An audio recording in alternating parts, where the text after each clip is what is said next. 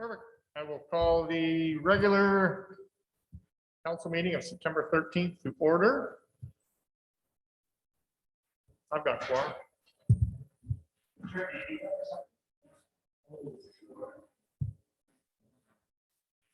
We're looking for an adoption of the agenda. So moved. Moved by Councillor Billingsley. All right, what do we have for additions?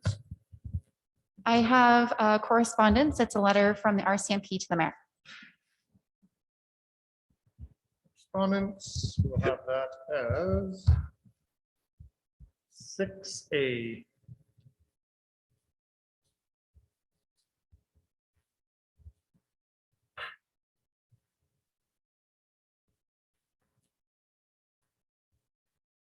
Regarding the new contract. Anything else? Councillor Nielsen. Ensure that the topic of the winter shelter be placed on the agenda so we can follow up with that report. Please, thank you. Is that not already on there, or is that separate from the delegation of the winter shelter subcommittee presenting? I'd like it separately because I think there may be some motions that come out of that. You can make a follow-up motion following. If we're discussing the winter shelter, you can make a subsequent motion. Okay, I'd be fine with that then. Anything else? Move to adopt the agenda as amended. Ready for the question? Those in favor? Carried. Approval of the minutes, 3A, committee of the whole minutes.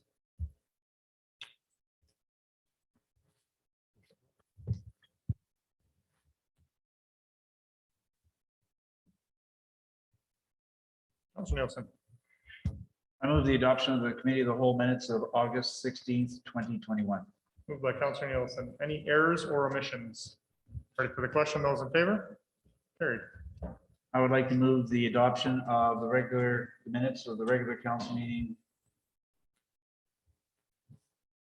August 16th, 2021. Moved by Councilor Nielsen. Any errors or omissions? Ready for the question? Those in favor? Carried. And lastly, I'd like to move the adoption of the special council meeting minutes of August 19, 2021. Moved by Councilor Nielsen. Any errors or omissions? Ready for the question? Those in favor? Carried. 4A, we've got a delegation from Compost facility proposals. Online, I assume. We are. Can you hear me okay? Sure can. Welcome. Excellent. Thank you very much, Mayor and Council, for having us. I'm going to share my screen and, oh, it is disabled currently.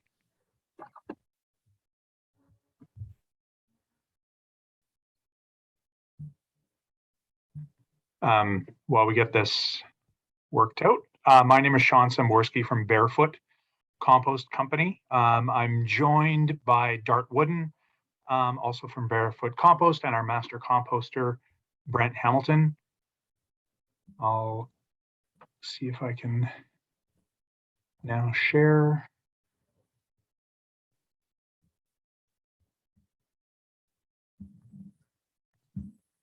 There we go. Just let me know when you can see my screen, please. Yes. Excellent. So as I mentioned, my name is Sean Samborski. I'm a soil scientist with Barefoot Composting Company. Barefoot is a company created by a joint venture of one other company, myself, who operates C2 Recycling, who we basically receive construction and demolition waste, extract wood as one of the primary items of interest from that stream, and produce biochar at our site here in Edmonton from the wood. Dart Wooden operates a company called Silver Dart Consulting. His company was successful in winning one of the City of Edmonton source separated organics contracts. So we together formed the Barefoot Composting Company, and this summary is intended to inform Mayor and Council and those watching about the compost facility that we're intending to site at Wetaskiwin's, the City of Wetaskiwin's landfill.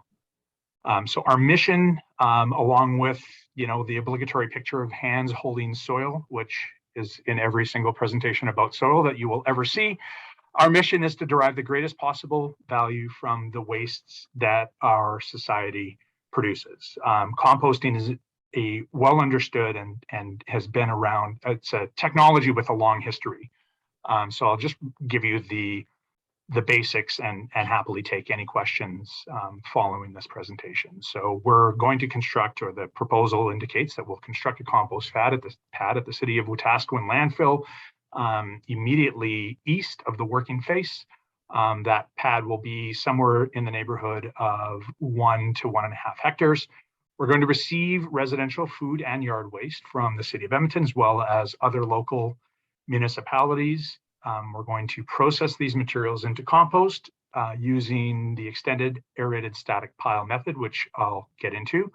And we're going to provide the finished compost product, which is really, it's a soil amendment to farmers, ranchers, and municipalities and greenhouses, et cetera. So our intention here is to give you a look at what this is actually going to look like. And as mentioned, field any questions regarding this at the end. So the aerated static pile method is basically a method whereby you stack your organic materials alongside materials to give it, so organic material being food waste, yard waste, what have you, along with materials that provide aeration and porosity to the pile. That's things like wood chips, anything to allow some oxygen to sort of remain in the pile. After that, the microbes really do most of the work, and our job as composters is really just to keep those microbes happy. And the two levers we have to control with respect to that are air, water, and food. So the food obviously is the organic material and wood chips. Air is provided via aeration, and water is basically controlling moisture, either directly by adding water to the aerated static piles, or just managing the moisture loss from the piles itself. So you can use things like bio covers. So you can see on the second point is they're covered with a biofilter, which again can be cured compost or wood chips. And how do we know when it's working? We simply closely monitor the temperature and moisture of the active compost pile. So this is really what it looks like. This is simply a fan forcing air into the pile. There's perforated pipes within the pile itself. Aerated static pile as compared to windrow composting is thought to be a bit more efficient just in terms of your use of space. And so we've had a pilot going on at Rose Ridge and Sturgeon County with aerated static pile and comparing it to windrows. So at the conclusion of ASP, we're likely to do some windrow composting to cure the material. So if you can see on the left portion of the screen, this is received organic material.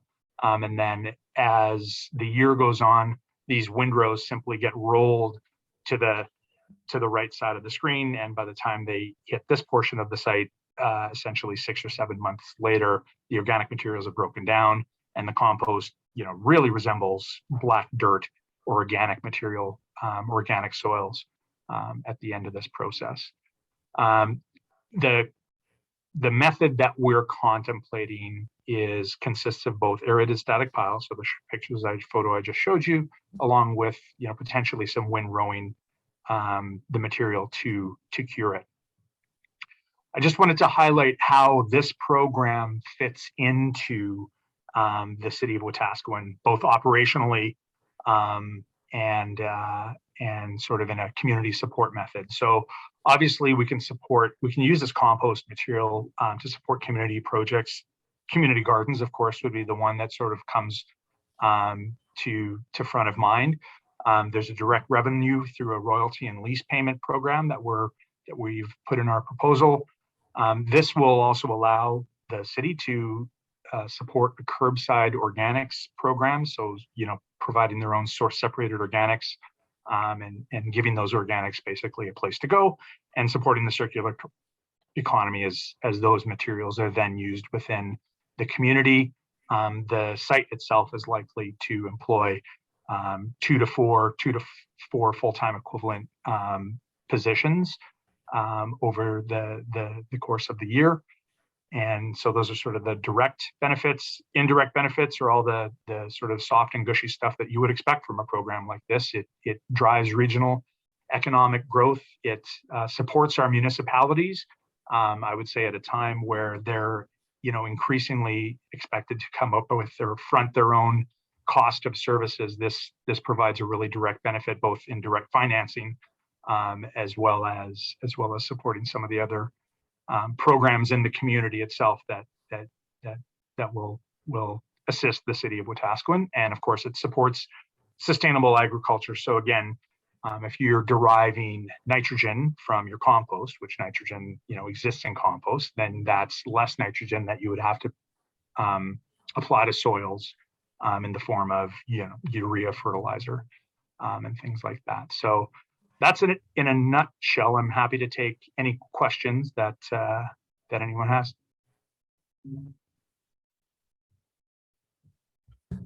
Thank you, Sean. I'll have a motion to accept this information and then we can get into questions. I'll move that the city council accepts the presentation as information. Moved by Councillor Hilgard. Go ahead. You're saying that location would be to the east of the landfill? Is there room there? There's a room just below that. There's some shredded wood or separated wood that gets stored at that area right now. There's sufficient room in that area. Okay.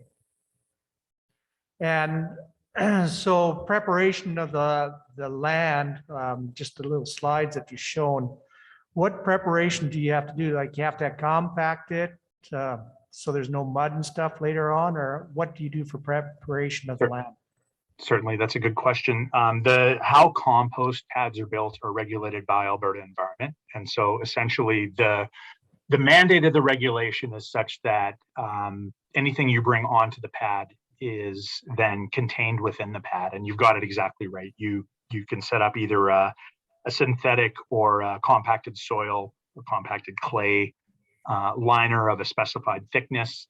Alberta Environment has got a really well-regarded and detailed compost facility guidance documents that provide exactly how these are to be constructed, designed, and some of the other elements are ensuring that the groundwater and surface water are basically protected from running onto your site as well. But yeah, you've got the essence of it right.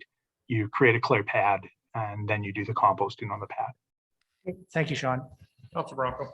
Thank you, Tyler. Couple questions. One, the size of area, you're looking at a half an acre. No, sorry, the size of area that we're talking about is about 2 acres. 2 acres. A little bit over.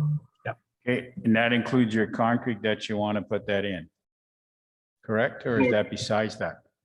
That includes the area of the pad. The entire facility would exist on that 2 or 2.5 acres. Okay, and I have a couple more questions, but one question to administration. Would this affect our tonnage? If somebody's bringing in waste through the waste scale, is that going to affect our tonnage, what we are allowed at the landfill? Through your worship, through to Councillor Broncos, the tonnages will be kept separate from what is actually being put into the landfill. Everything will be separated at the scales. So hypothetical question, we bring in 20 tons of compost, but we only dispose of 10 tons. So does that mean that we get 10 extra tons added to our annual tonnage? Because it's a balance sheet, one goes in, one goes out, but if more comes in and less goes out, that means that our landfill tonnage goes up, no? The Recycling is different? Everything with respect to this facility would be kept separate from what the Wetaskiwin landfill is landfilling and processing. Okay, so and my other question, the hours stay the same? There's no special hours for operational? Because if we're bringing stuff from as a gentleman said here from Edmonton, does that mean we have to be open for Edmonton hours or our hours? The landfill would operate under our current hours. Okay, and my last question, how long of a lease do we get? Is this going to be for 5 years, 10 years? The current proposal is a 10-year lease. 10 years, thank you. I'd just like to remind council too that any of the leases we enter into all have exit clauses with notice periods. Thank you. And the stuff coming in, Councilor Bronco, would help with our diversion as well too. So if we're getting 10 tons of organics coming in and it's going to be used as compost, that'll be 10 tons. It's not coming into the landfill as well. Thank you. And my other question, since this is used for agriculture, flowering, does the city get a discount?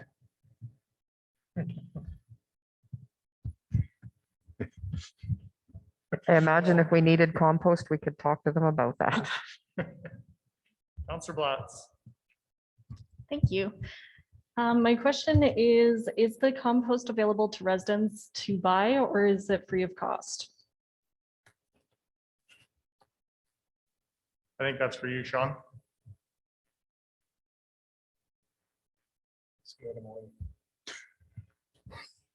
I would imagine if they're entering into a contract with a city and they're leasing this spot, you would be purchasing this compost.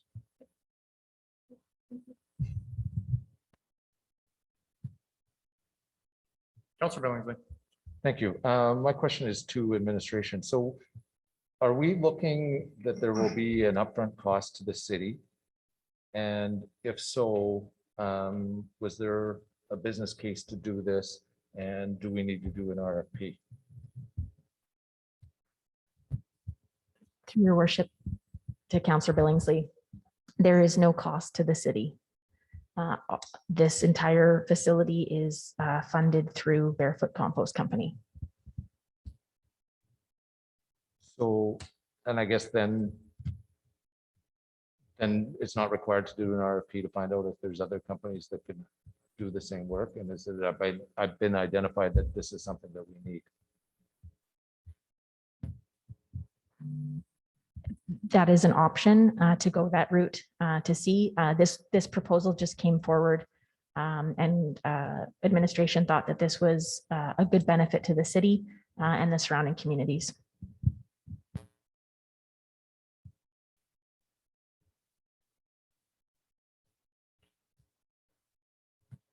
Councilor Bronco. Thank you. Sorry, Tyler, one question. We have a 10-year lease to administration. If this plan, say, is not successful in 2-3 years, but he's planning on a 10-year, any assets that he puts into the infrastructure system at the landfill, we don't have to pay back or anything like that. Let's say he spends a lot of money doing his concrete pad, in 3 years, he finds it's not successful, which we hope it is, his composting is good. And he wants to move on, do we have to reimburse him for anything? Because there is a structure that is there. Does he take the structure with him, remove it, or what do we do? Through your worship to Councillor Bronco, this entire venture is done through Barefoot Compost Company. So if they decide that it is not working anymore, then it is at their cost for demobilization and anything on the site. Thank you. Councilor Nielsen. I'm a bit confused here, I guess. We have a delegation who's made a presentation about what they want to do. Later on in the agenda, the same topic comes up with some motions attached. So are we wanting to discuss the terms of the contract at the delegation stage, or do we want to do that at the new and unfinished business stage? That would be on the new and unfinished stage where it talks about directing administration to go into negotiations with the Barefoot Compost Company. So some of the questions are being asked now fit in there, would you say? They can either way. Okay. May I ask a question then of is he still in line? I don't know. I'm here. Okay, I guess my question is the Barefoot company a new company? Is it a sub company of another organization, do you operate under this business in other locations? We currently don't have a compost facility in another location, but I do have, so Barefoot is a joint venture of two companies, one of which is C2 Recycling, which has a facility in Edmonton currently. And the site out at Wetaskiwin would be the compost company's first site. However, we do have existing composters. So myself as a soil scientist, Brent Hamilton as a master composter, have a significant amount of experience with the actual process. Thank you. Councilor Bronco. Thank you, your worship. Any estimation what the tonnage would come out of Edmonton to our landfill or in surrounding areas? That's a bit commercially sensitive, just in terms of it sort of provides information about our pro forma.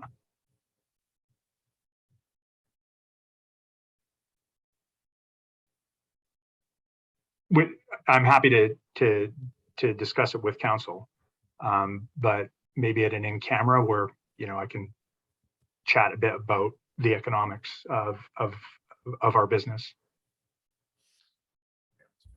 I think that's important for council to know how much waste is coming in, even though it's compost, but it's not our compost. What I can tell you is that the registration for a compost facility, which is what we're providing under the for Alberta Environment, is required to be less than 20,000 tons per year. Thank you. Councilor Blatz. It's actually kind of funny because I didn't raise my hand. I do have a question, so this worked out great. So this question is to you, Sean. Under direct benefits, you listed employment. I was just wondering how many people this facility might employ. 2 to 4 as potentially laborers or equipment operators. Awesome, thank you. Councilor Nielsen. Oh, good. Thank you. Anything else? Yeah, no, I do. Sorry. Councilor Nielsen. I'd like to be clear that we're talking about it's residential and yard materials. And I want to be clear that we're not talking about animal waste product. It's food waste, yard waste, commercially sourced separated organics. So it would be materials. Our typical client or deliverer would be households and commercial businesses such as restaurants. We're not contemplating taking carcasses or anything like that at this time. And no manure. We're not contemplating taking manure. Okay, thank you. Anything else? Ready for the question? Those in favor? Carried. Thanks, Sean. Thank you very much. And 4B, delegation of the Winter Shelter Subcommittee. Welcome.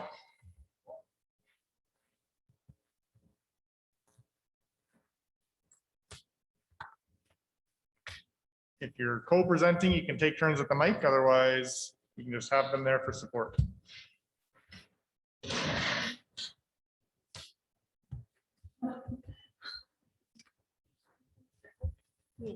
Just make sure when you're presenting that you're just talking right into the mic.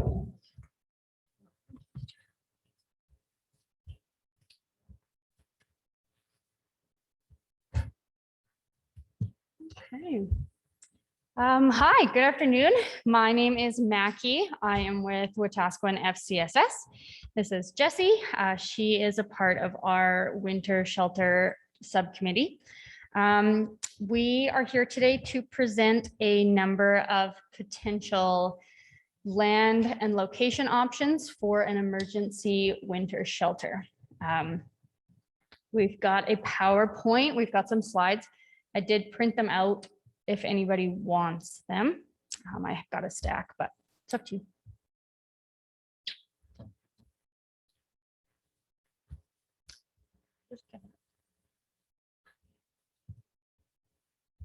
Yes, please.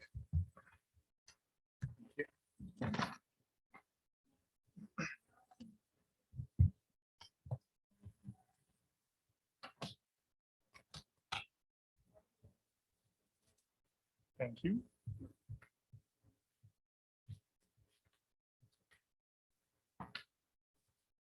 Thank you.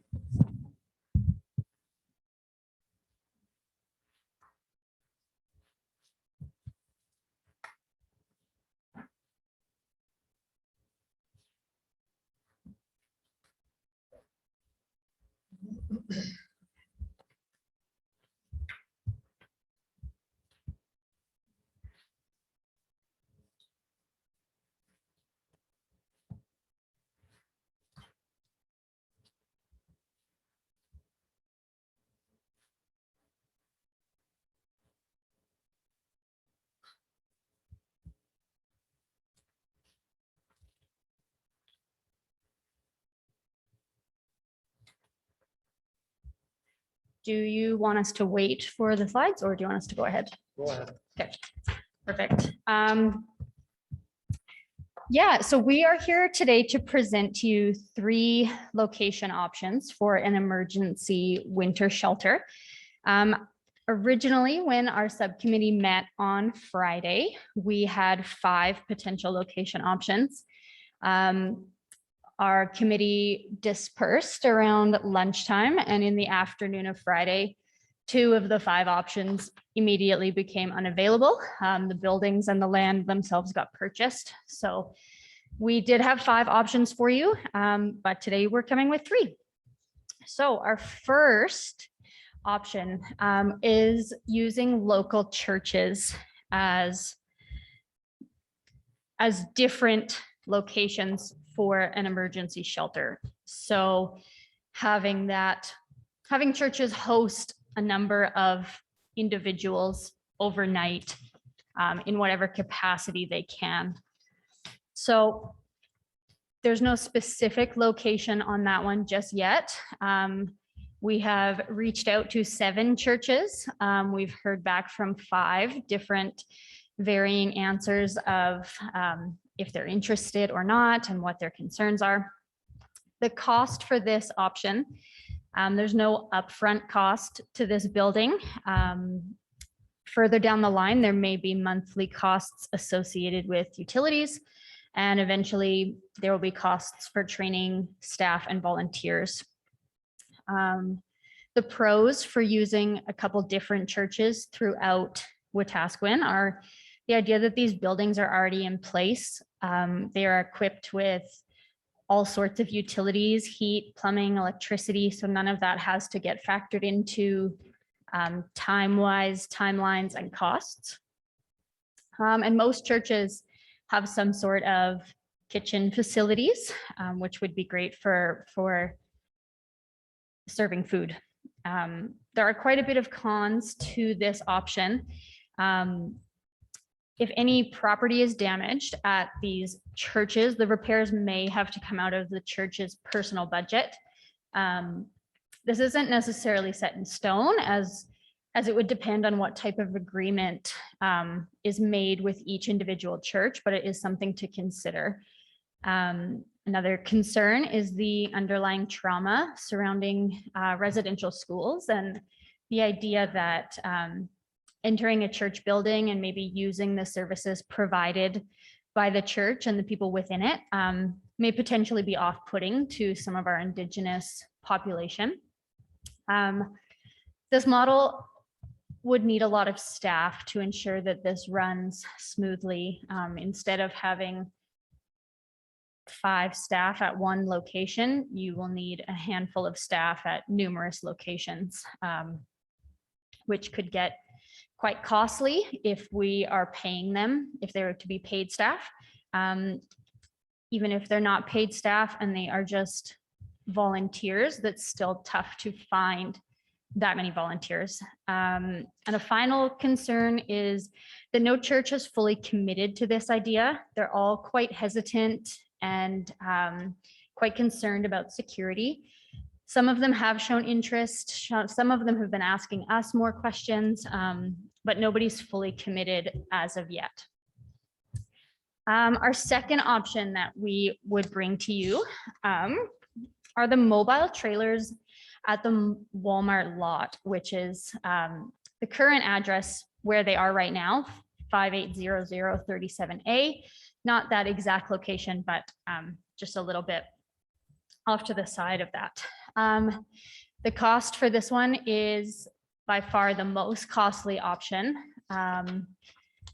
The trailers we've been looking at will cost $150,000 to get them here and delivered and set up on site. It will cost another approximately $150 to get that land leveled and set up with utilities and anything necessary to help these trailers run properly. And then our subcommittee, a couple members from the subcommittee have estimated about $20,000 monthly for services and operation at this location. A pro though is that these individual trailers allow for safety and privacy and a limited crossover of clients. And what we mean by that is, I mean, in the ideal world, we would consider having a dry shelter and a wet shelter and a women and children's shelter. But we're not there yet. So having individual trailers would allow for that kind of safety. You can have women and children in their own trailers, and you can have those recovering from addiction in their own trailers as well. So that's a huge pro. In addition, the land is already zoned for this purpose. It's a designated space which is allowed to be used for the winter shelter or an encampment. So to get us through the winter, we are on the right track at Walmart at that location. Some cons, though, it will take quite a while to get it fully set up. It's been estimated anywhere between 15 to 20 weeks to get the ground leveled and utilities in and up and running smoothly. By the time 20 weeks rolls around, it's already going to be pretty frigid cold. So we don't think that we can wait that long. We're concerned about longevity on these trailers. In our meeting last Friday, a representative from the government of Alberta had pointed out that the plumbing on these trailers can fail quite quickly. They are used trailers, so they may have already had a little bit of life taken out of them. And more safety concerns around these trailers are just, there's no visibility. So although it's a pro that they can all be in their own trailer and feel safe that way, it is hard for us to monitor activity and make sure that everybody is safe. Fire safety is also a concern when it comes to this model, as all these trailers are fairly close to one another.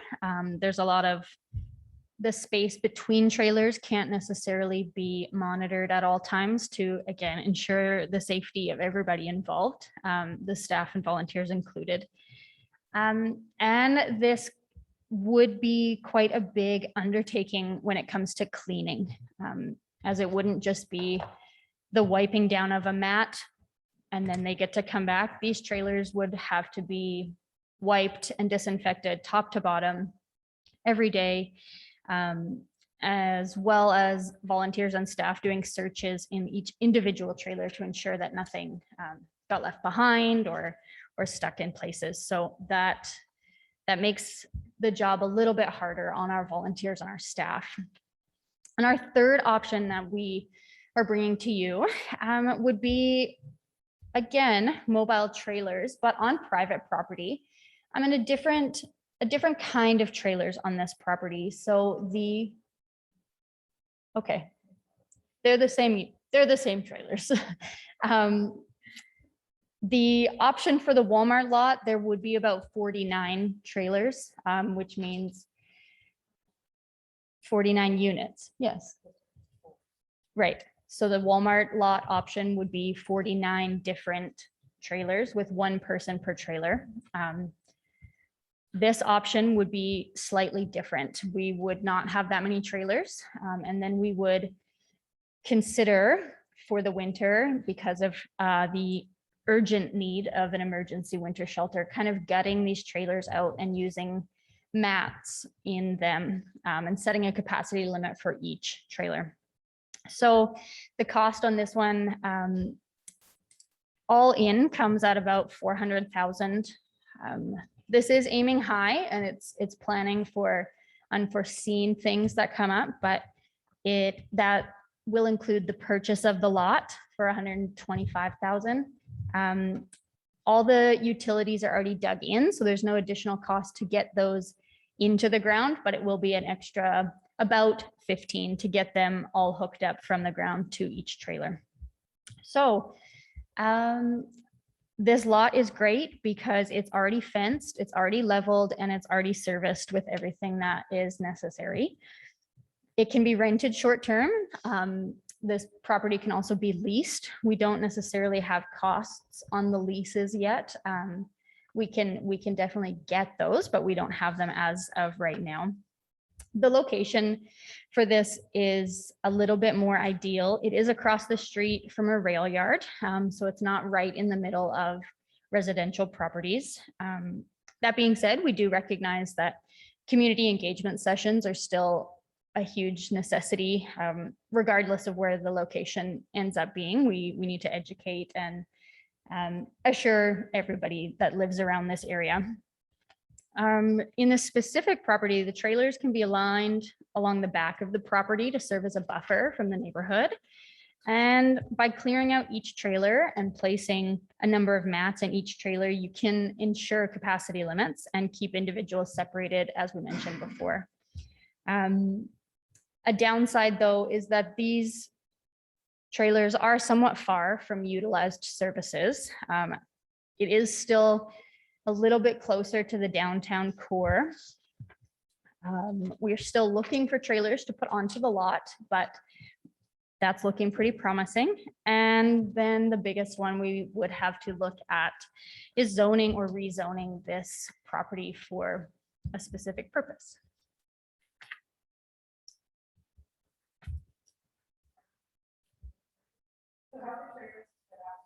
Misty, we're gonna get you at the mic. We'll get you at a mic, please. Yeah. We can hear you, but people online can't.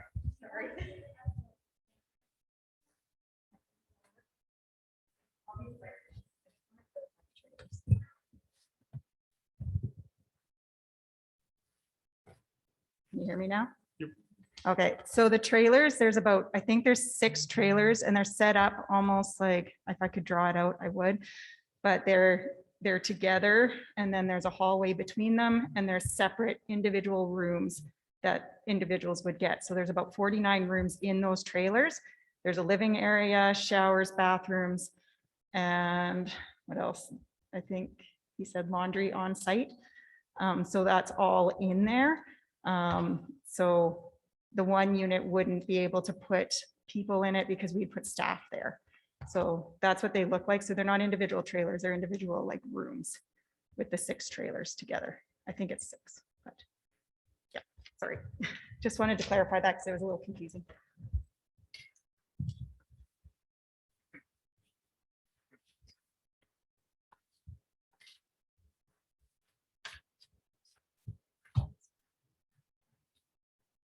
No, you're going to want to go to the next one. Keep going. There we go. So in this part of the slide, we're going to look at the service delivery model. So we recognize that having an agency oversee the shelter is ideal, but we're also aware that we may not be able to find a suitable organization before cold weather hits. So in this part, we're going to look at the funding. So the funding available right now is a grant, community mental health and addictions grant. So there's a $200,000 remaining balance. So we can cover staffing costs to have paid professionals come in the event that we cannot have an organization step up. Safety and security is the biggest part of this service delivery model. So on ground from day one, private security will be on site. There will be lock up personal belongings upon arrival. Every single check-in will be required to do that. FCSS can provide the volunteer training for staff and all volunteers. So that is an absolute bonus. AHS will also pay for an LPN to be on site. And we would like to have a close working relationship with the RCMP and other law enforcement agencies in Wetaskiwin, just to ensure that the community and the vulnerable population are safe. Operation, we're looking at a model of 7 p.m. to 9 a.m. And we would have capacity limits, which would be determined by collaborating with the fire department and Alberta Health and Safety. These capacity limits would have to be strict and adhered to. In the future, we would like to find numerous locations, but right now we're facing this urgent situation and we are kind of running out of options here. Substances. This isn't necessarily a dry shelter, but the use of drugs and alcohol or other substances will not be allowed while staying in the building. All of the belongings that come in with people would be required to be locked up. We're looking at also including a trauma-informed approach. It is important to keep sober clients away from non-sober clients. Although we may not have separate buildings to do so, this is still important in reducing trauma or re-traumatizing clients, women, children, and at-risk seniors. Staffing, we were looking at having we're looking at Indigenous representation and staffing. It's highly encouraged that we work together. The Northern Lights Security Service is a First Nations owned and operated security service that came to light today that we wanted to add into this. We're looking at the cost of security at about $12,000 a month. So yes, next slide. Thank you. We have potential service providers that we have contacted. So every single service provider on that list has been contacted. Some have shown interest, but we can't put any concrete plans in place at this time for a service provider. A lot of these service providers are actually quite stretched out and cannot offer services to Wetaskiwin at this time.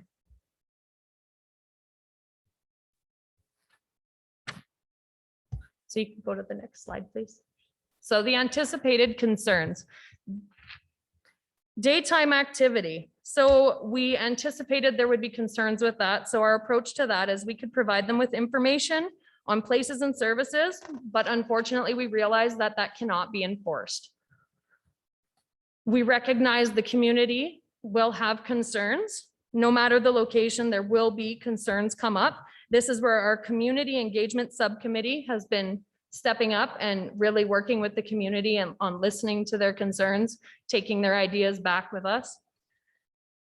We're also looking at COVID with the surge in cases. Some in-person services and or spaces may be closed to the public, so that really will compound some of the issues that we would be facing, trying to find them spaces to go in the day. And we're also looking at the volunteers. Due to past events, individuals may be hesitant to volunteer. FCSS would ensure all interested parties got proper training. So that is something that would be done differently from the time before.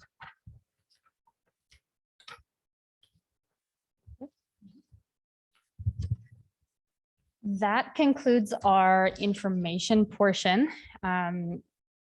We would love to hear from all of you. We would love to chat about next steps and how we move forward. So here we are.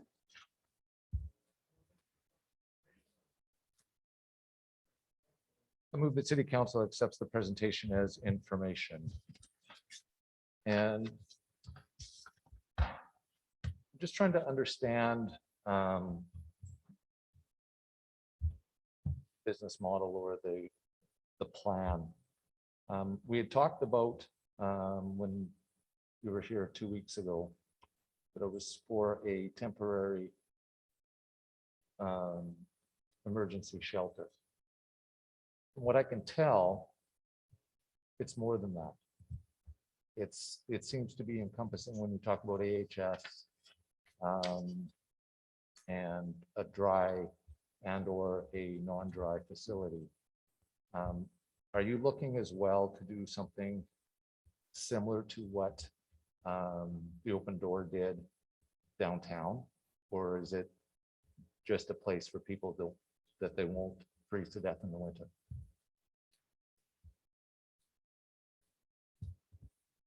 Ideally, I think years down the line, the goal would be some sort of next step transitional services, transitional housing. For now, though, our goal is just to get through the winter. I know that having a LPN on site may seem like a next step, but with people coming in from the cold,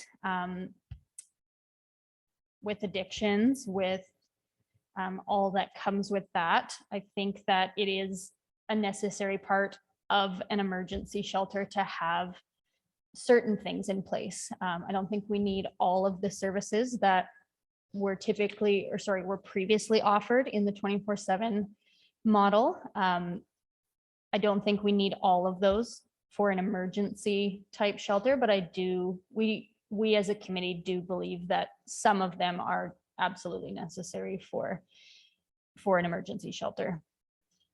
So in your presentation, there was some costs involved. What's the ask from the city?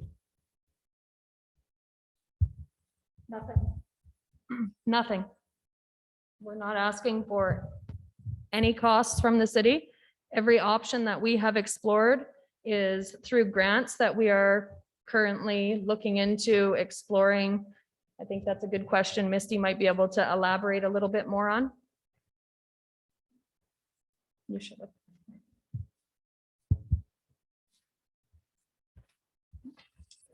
So we are currently, I just got the application for the Reaching Home grant, which would also cover property. So if we needed to lease or cover those expenses as well as staffing and other things. So we're just in the process of filling out that grant. It's due on the 24th. So we have like a week and a little bit to fill that out. So that would cover a big chunk of our costs that we're looking at right now. And then we're exploring some other grants, working with the city on a grant on somebody possibly working with us to just an additional staff to work on the homeless piece of it. So we are looking at multiple grants to help fund a lot of this. Where is that Reaching Home grant from? Arden, so. Yeah.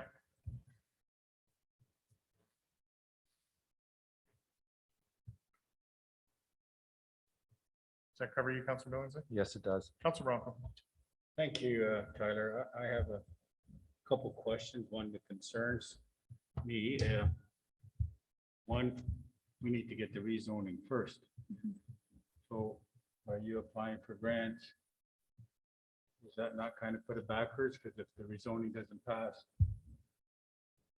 it's derailed. My other question is, this is exactly where we had, it's right downtown. And this is what our community, business community didn't want.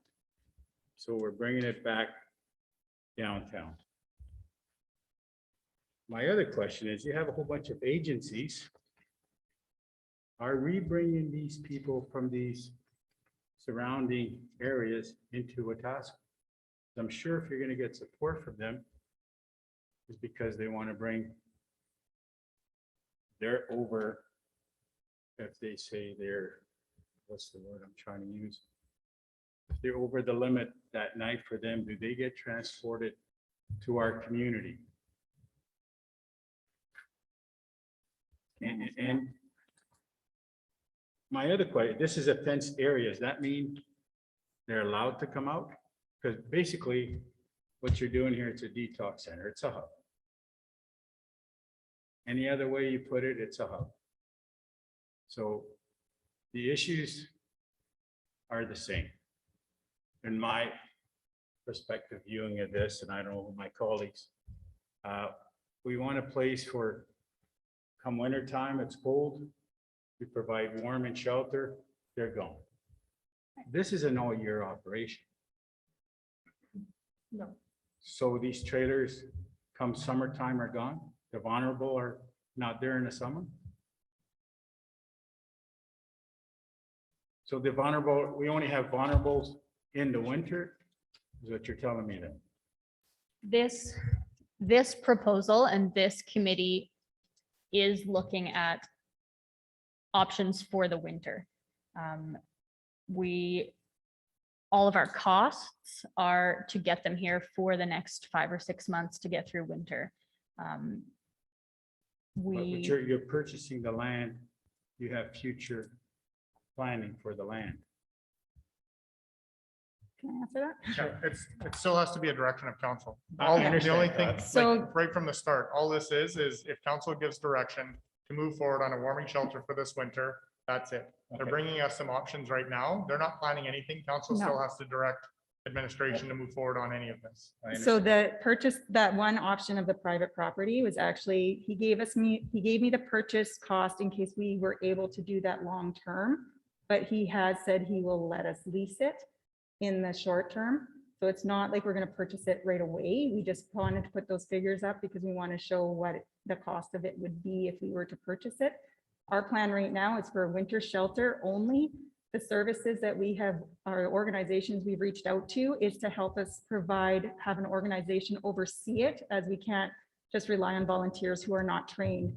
If we have mental health and addiction issues coming in and they get aggressive or they are having some problems where they need supports, we need trained staff there. We cannot have volunteers because that can actually end very badly for us. The reason we had talked about that piece by the downtown is because it's already fenced, meaning there's more security measures in place already. It makes the vulnerable feel a little more safe. It makes the community feel safe. We're also looking at using some models from other shelters from across the province, particularly in Edmonton, where they have outreach workers that respond immediately to any issues that happen in the community.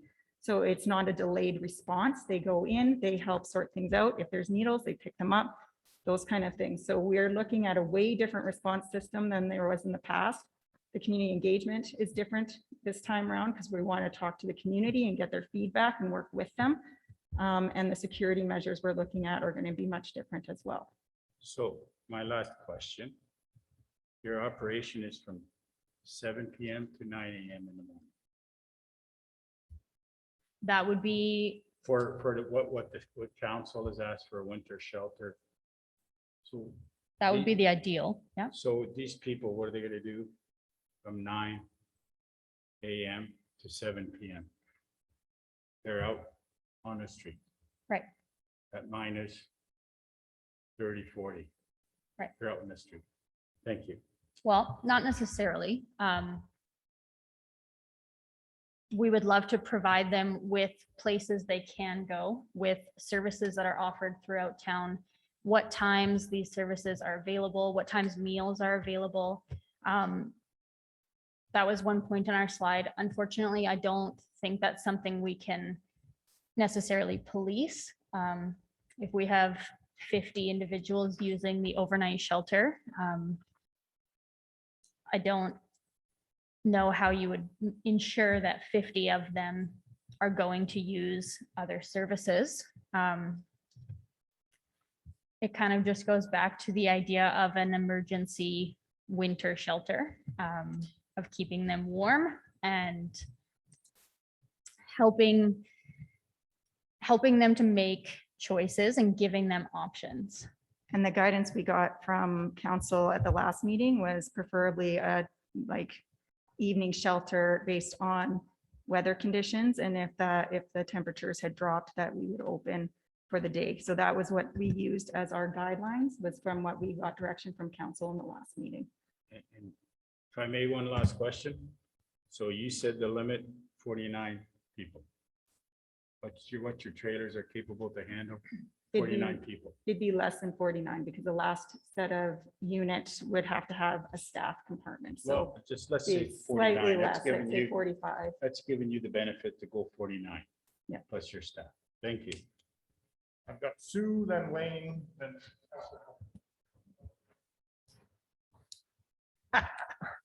Through the chair to council, I just wanted to clarify one of Joe's comments that we would need to rezone if the one option is on the road allowance, and Andrew can correct me if I'm wrong. If we stick to that road allowance, we don't need to rezone, especially because it's temporary. Just wanted to clarify. Me? Okay. So I want some clarification here on the trailer units. Are the trailers the same regardless of the options? Or does one option being at the Walmart area, is it a different kind of a trailer? So the trailers are the same, 49 rooms occupied by some staff, and then what's left over in terms of available beds for clients. And so the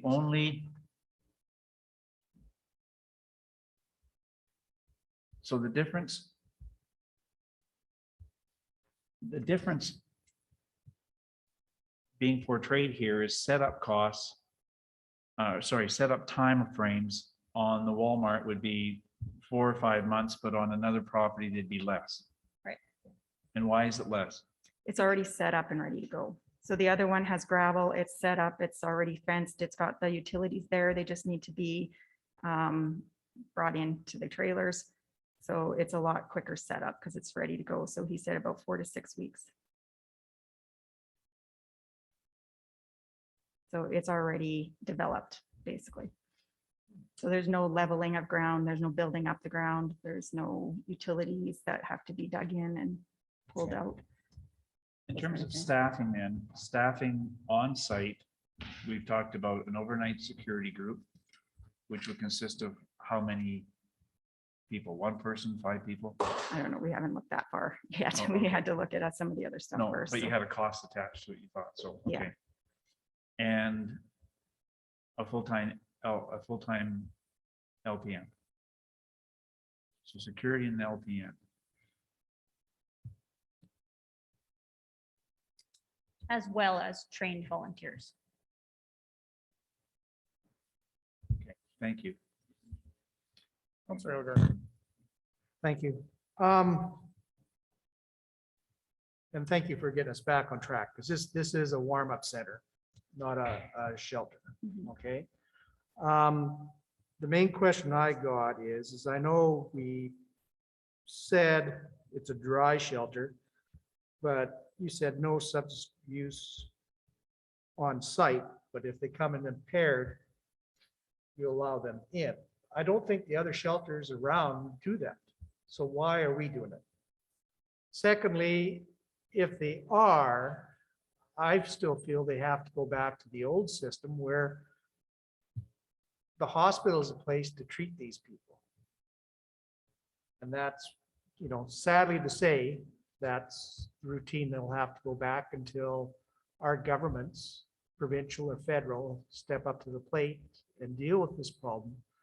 But as a municipality, I feel it's a huge burden if we have to hire people, nurses and so forth, to deal with these, and we're not qualified to do it as a hospital with physicians and so forth. So I would really like to stick to that. This is a dry, clean, warm-up center, which should require less staffing and security down the road. And that was our thoughts as well, because you have to have additional qualified trained staff in that harm reduction piece. And so if we're going to do that, you require more money, right? Yeah. To add that staff into those places. So. Okay, so we can go though to a totally dry, non-intoxicated warm-up center, correct? No, we can't go to a fully dry shelter. And the reason for that being is the clients who we are seeing as the vulnerable population are not sober all of the time. And simply telling them that they can't come to this space leaves them around businesses, it leaves them in the community. So we thought it best to approach it as allowing both parties to come, but no substances to be used on property. But Cheese has a shelter down there, which they cannot go in if They have a There- women's shelter, yes. it's just a women's shelter. They What had, about, they had an emergency shelter as well, the previous 2 winters, and it wasn't used. and it wasn't used because of regulations? Do you know? No, I think because location. All right, thank you.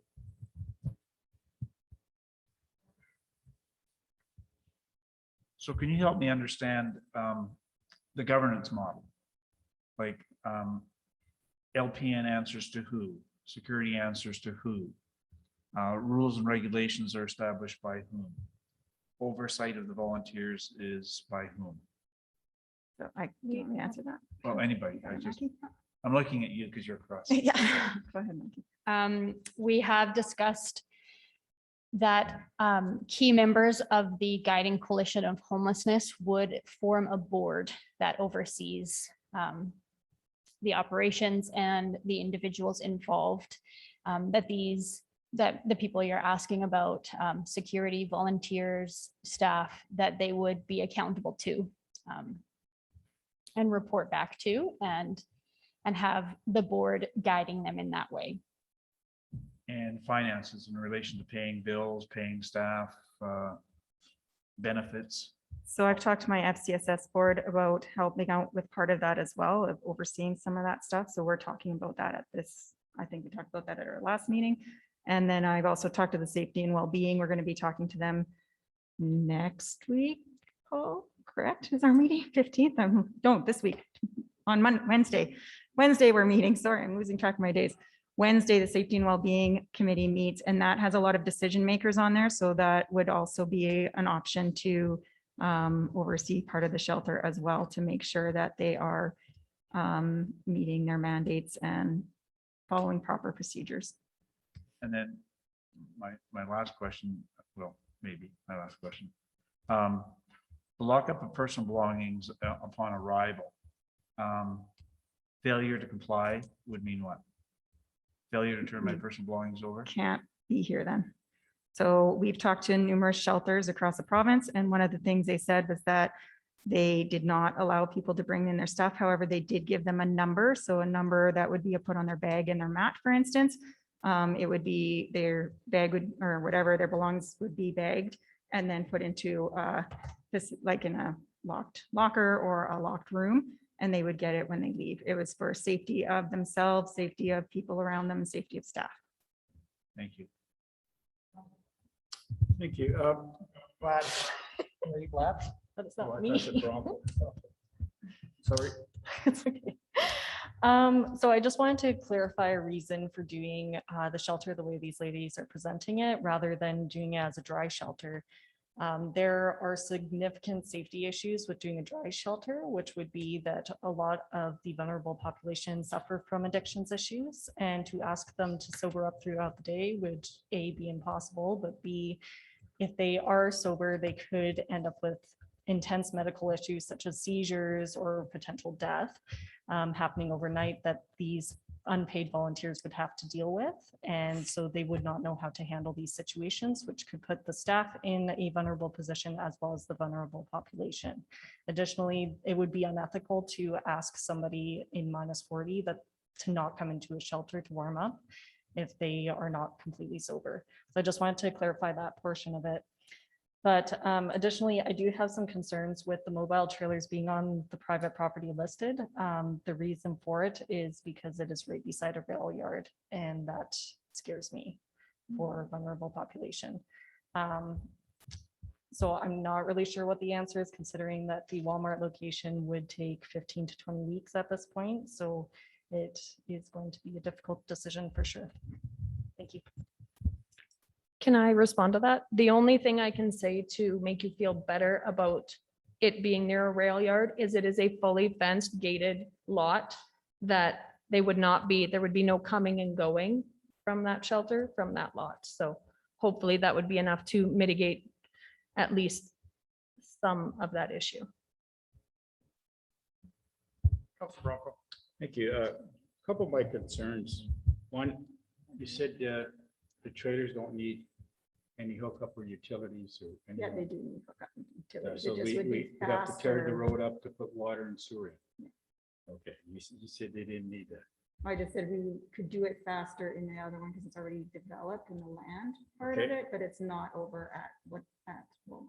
My two questions. One, the train issue, as my colleague has said, trains don't run very much at night. They run during the day.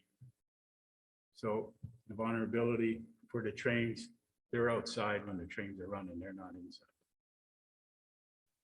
There's hardly any train goes through at night. I'd say 75% of them going during the day. And that's CP's trail. They're working there all the time. And again, the shortest way to go into town is to cross those tracks. My other question is about the dry and not so dry. So basically, they're coming in to warm up. They're probably got a few intoxicated, or I don't know how to use the word, but I'm trying to figure out. I know what I want to say, but I can't. But all we're doing is putting them out during the day to go get more of their habit.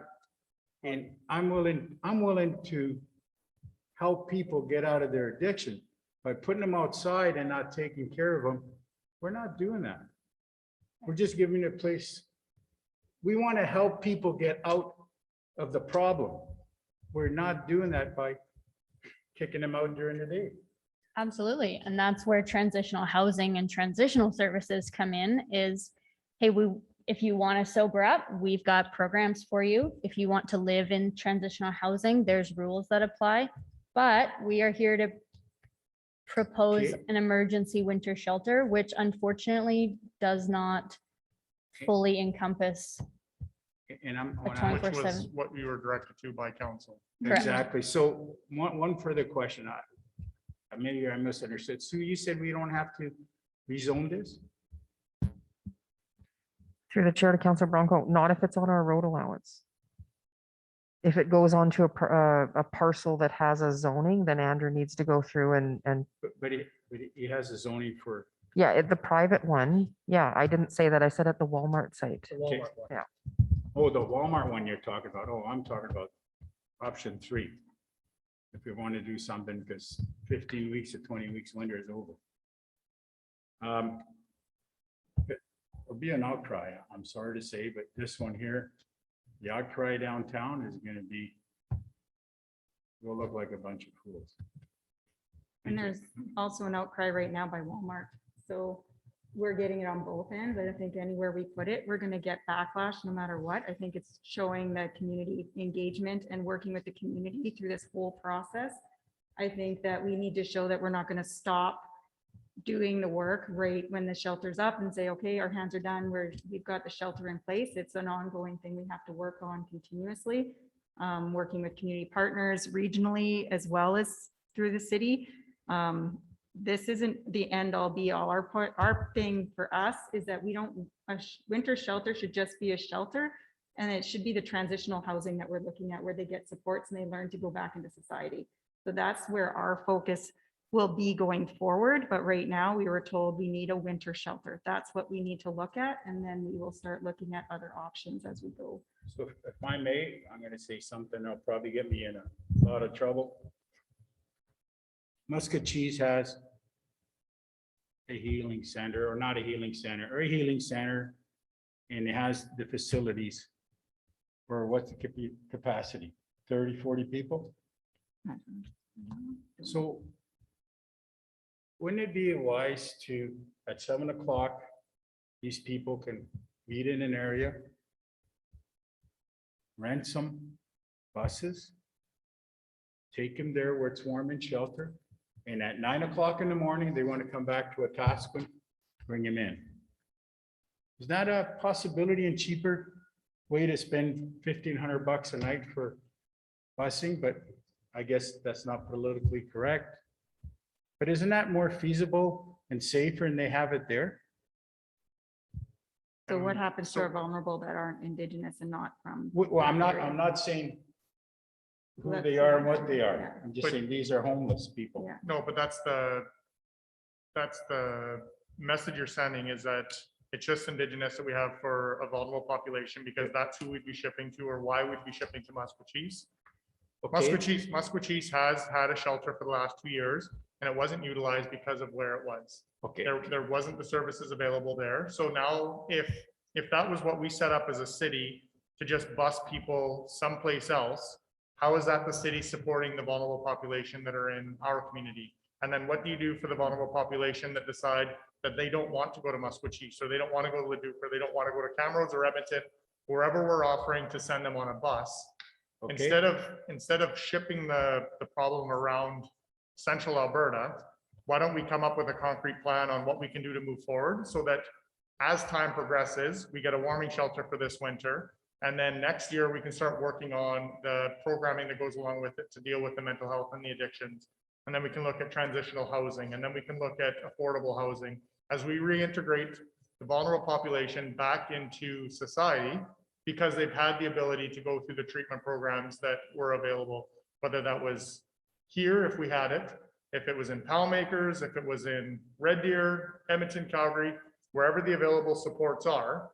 We have to be some kind of community that would facilitate that, saying that we've got a vulnerable population and it's uncomfortable to have to deal with it, or we don't have the means to deal with it right now, so we'll just set up a bus and we'll deliver them to where we are able to. Part of what I heard from this council when we had a hub in place downtown, their big concern was that people were being bussed into our community, and now our problem. So now I'm hearing from I'm hearing from Councilor Bronco that one of the issues that you had was that vulnerable members of society were being shipped into Wetaskiwin, but your idea, or your idea to fix the problem into Wetaskiwin is to ship our vulnerable population someplace else. No. That's Okay, exactly well, what you if just that's said. if that's what it came out, let me interpret this to you. Can you guarantee that we ain't gonna get people shipped into our community from other communities? Because your agent. Your idea was to your idea you just finished saying was to set up a bus and go to Musquechies. So now you're worried about other vulnerable population being brought into the community. I'll leave it at that. Councillor Billingsley. Thank you. I guess this has kind of turned into something more than I'm prepared to do. I would like to get more information of exactly what our community needs. I envisioned a temporary emergency shelter. It's just that, a shelter, someplace where somebody doesn't freeze. I'm not looking to feed them. I'm not looking to water them. It's just basic, essential life-saving area, period. Food and water is life-saving. No, I disagree. Okay. I mean, water, fine, but I'm not looking of this as a place, this is not somebody's home. And that's, as Misty had said, there's a bigger picture of that. But I don't want that to kind of start here and then build to there. I don't know exactly what else we need. I haven't seen any of the data for that. And until such time, I don't want the same situation that we had with the hub. And that's my big concern about this. If it's more than just an emergency shelter, that it may morph into something, and the situation that we ran into with the open door and the hub. So we have a so our subcommittees right now, we have the data and research subcommittee that's doing all the data collection for future planning, which is still not done. So we're not there yet, but we don't want to stop looking at that stuff because I feel that's the way we need to go eventually. But right now we came with just the winter shelter. The reason we have that organization that we reached out to organizations as service providers is because we do need an organization to be there for safety reasons. So Just having volunteers is not exactly the safest way to deal with vulnerable population that are dealing with addiction and mental health issues. So we do need to have a service organization to oversee it. That's why we reached out. So it's not to provide the 24/7 wraparound services that there were in the past. It's more just to be careful and so that we have people that are safe, So, staff that are safe. so when you talk about volunteers, what's their role? They would be supporting the staff. So we would be training the volunteers, but overseen by the staff there. So it might be 1 or 2 staff. We're not talking about 10 staff. We're talking about 1 or 2 that can provide the proper guidance. Okay, but what exactly are the staff doing and what exactly are the volunteers doing when you say the staff is giving guidance, but that's being very general. What exactly are their roles? Do you want to answer what we did in that service call out? Like, what would they be doing for those 12 hours? So in our service call out, we talked about how we would like somebody that would either have a social work or community service type of background. And that's The my reason for was so that they could provide them the proper, if they want to go to dry out, say they reach out for help and they want to go for help, they can give them that information. They're not providing them the service. They're providing the proper information to go to that place. They also know the proper ways to handle situations if they arise. We have social workers that are trained in de-escalation, in mental health training of various sorts. They are social workers. So if they do need, if they come to them and they've been hurt or raped or whatever, they can deal with that better than a volunteer can. The volunteers are there to help with stuff that might come up. So maybe it's cleaning, maybe it's taking care of people that need help, taking care of making sure that they're calm if they do start getting upset. So they're supporting the 2, say it's 2, I'm throwing out 2 service workers. I don't know how many we need at this point, but if we need 2, they would support those staff.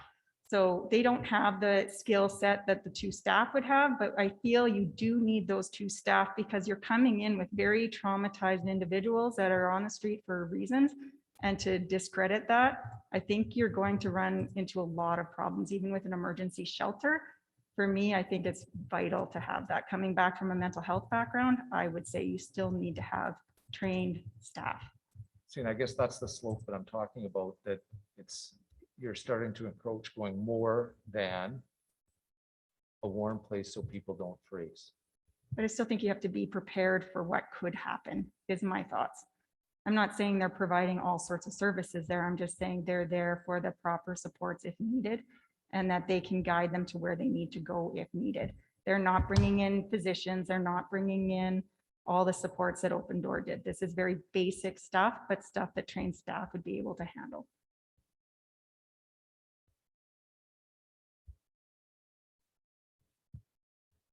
And because they're working throughout the night, they're going to want the daytime off to sleep or whatever, right? Because they're running in the evening, right?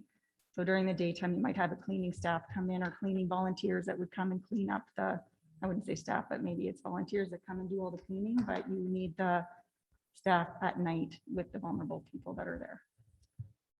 That's my recommendation. We don't have to follow that. I'm just saying if you want to cover and make sure people are taken care of properly and staff aren't putting themselves in dangerous positions, I would recommend having 2 trained staff at least.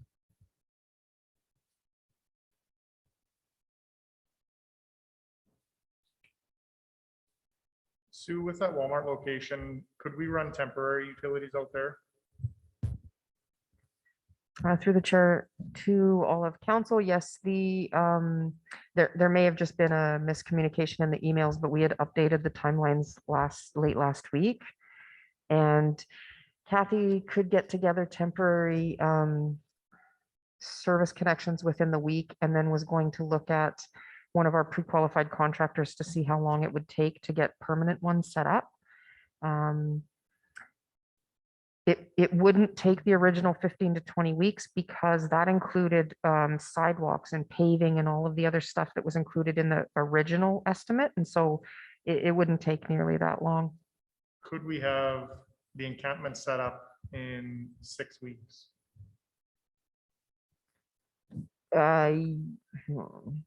8 weeks, middle of October. I believe that's achievable. A lot of the contractors right now are finishing up other work, but we do have some that are pre-qualified. Or we could go we could look and see. I mean, the only difference is going to be if we have to call them in on a bit of an emergency, we would pay a premium to have them here to do the connections, but depending on where we set up the trailers, Kathy had a really good idea of, even dumping into a manhole that's there, getting as close as we can to the services so that it's an easier connection temporarily and permanently. So I think placement of the trailers will dictate how quickly we can get it done. Sorry, I didn't mean middle of October. First week in November would be 8 weeks from now. Would that be? Yeah, when Kathy and I were talking about this, we talked about 1 week to get everything set up temporarily and trying our hardest to get it before freeze up into a permanent situation.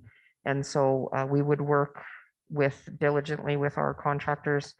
And if we had to, we could potentially pull in our own team if we had to get it done before freeze up. Not Councilor ideal. Nielsen, I'm going to hand the chair off to you and I've got a motion to make. I'm sorry. I'm going to hand the chair over to you and I have a motion to make. All right. Your worship, you're up. I move that we set up the encampment at the Walmart location as a temporary emergency shelter operating 24/7 until March 31st. It would be supervised by a security company with cultural sensitivity training, as well as first aid and Narcan training. We'd also need costs on cleaning services, and this would be, of course, based on funding allocation. I'm working on 2 different angles right now, one provincially and one locally. And then the mental health grant that we were awarded earlier this year through mental health and addictions that would help pay for this. So there would be no cost to the city outside of those grants that are hopefully being made aware or will be a city being awarded to the city. So basing this 100% on the funding. Sue. Through the chair to all of council, could we get the motion to read 37th A Avenue in the road allowance? Sure. On 37A Avenue on the road allowance.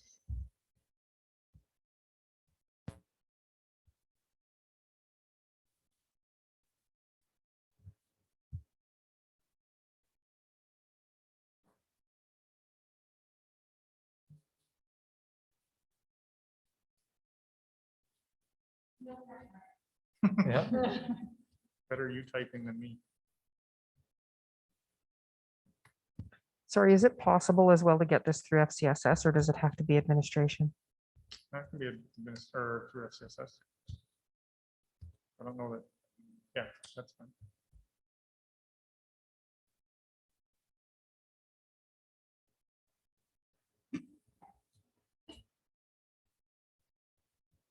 You had 24/7 in your. Yeah, Tyler had 24/7. Temporary shelter 24/7. After shelter 24/7. Until March 31st, 2022. And with cleaning services attached to that as well.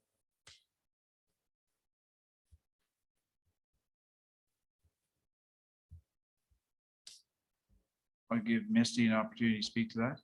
I just want to get clarification. What do you mean by supervised by security company? The entire operation would be supervised by a security company. I'm not seeing social workers, programming, LPN, nothing. We're offering a shelter, a warming shelter for a vulnerable population to be in the wintertime period. Can we have that in there, temporary warming shelter instead of just a shelter? I don't like just leaving it open as a shelter. Because that's what we've been working on, was a warm up shelter. I don't see the relevance, but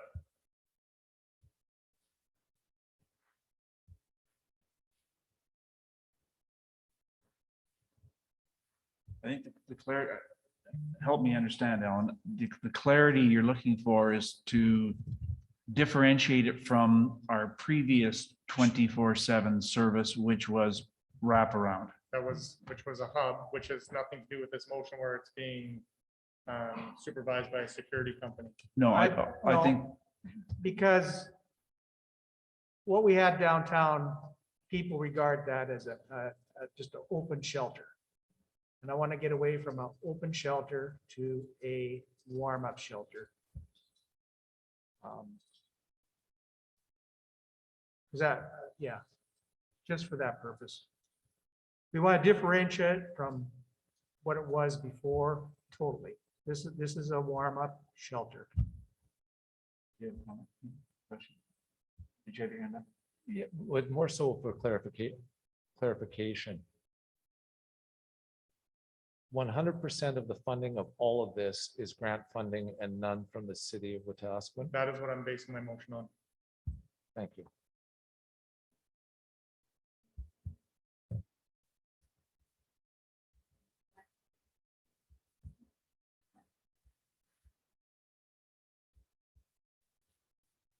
I'm gonna ignore you here while we wrestle with the motion here, and then we'll give you an opportunity, Misty. Go ahead, Councilor Bronco. Thank you, Councilor Nielsen. A couple questions. One, the city's not looking, FCS is looking for the design. No. We're No. talking about the motion. that's on Motion, the floor it now. has to, because if the city's not paying for a single penny, who's looking after the underground supervision and design of this infrastructure that's going in? If we're not paying a penny, and if the grant, let's say the contract builds that up in a month or two and the grants will come in 3 months, who's paying the contractor? Yeah. Are we liable to pay the contract and use that infrastructure? Because there is cost to the city for that. That's a fair comment, Joe. Thank Yeah. you. This is based on funding. If we have the funding in place. Correct. But if there's no funding in place when this comes in, what happened? It's not coming in Yeah. unless there's funding in place. It's not gonna go ahead. It's based on funding. If I can't secure the funding to make this happen, this doesn't happen. When would we know this? As soon as I know this, you'll know it. I've been working on funding for a few weeks. Thank you. Councilor Billingsley. Can I make a friendly amendment to allowance as a temporary warming shelter? Again, I don't see the relevance, so I won't take it as a friendly amendment. You can put it to a vote. I will. Sorry, I'm gonna go to Misty. Are you finished? No, I'd like You to just made actually a motion for an amendment. amendment Oh, sorry. Go ahead then, Dean. to change it from a temporary shelter to a temporary warming shelter. So Karen, everything can stay.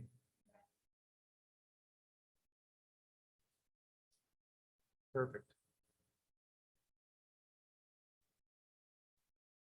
Operational 24/7.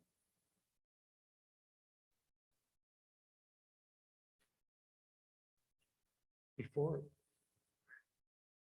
Tyler, is there a reason in your motion you had 24/7? We had talked about 12 hours. Is there, Yes, Can so I I get don't your want it read- 12 hours, I want it 24/7. So part of the problem we ran into 2 winters ago when we offered a warming shelter during the night, when it was run by volunteers, is that during the day, there was no place for the people to go. So they were in bank vestibules, apartment vestibules, businesses, the library, they were intoxicated in the library, other city buildings, other businesses around town.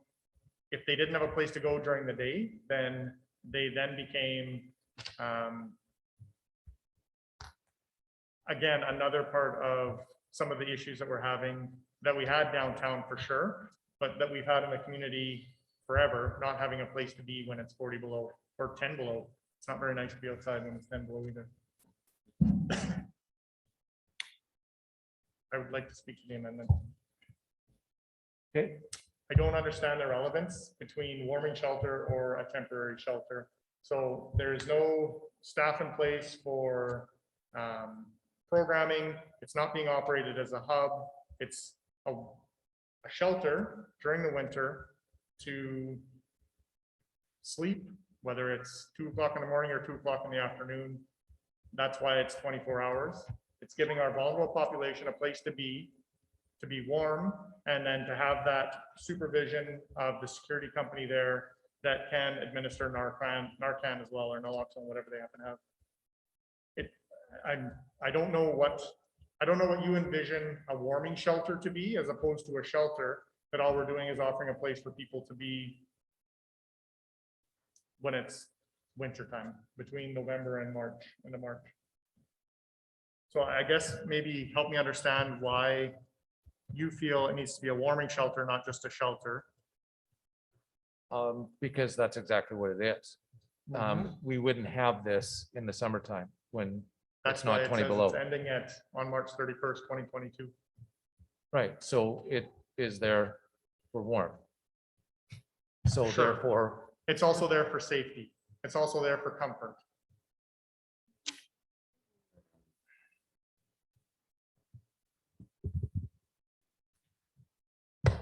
security maybe, I don't know about comfort.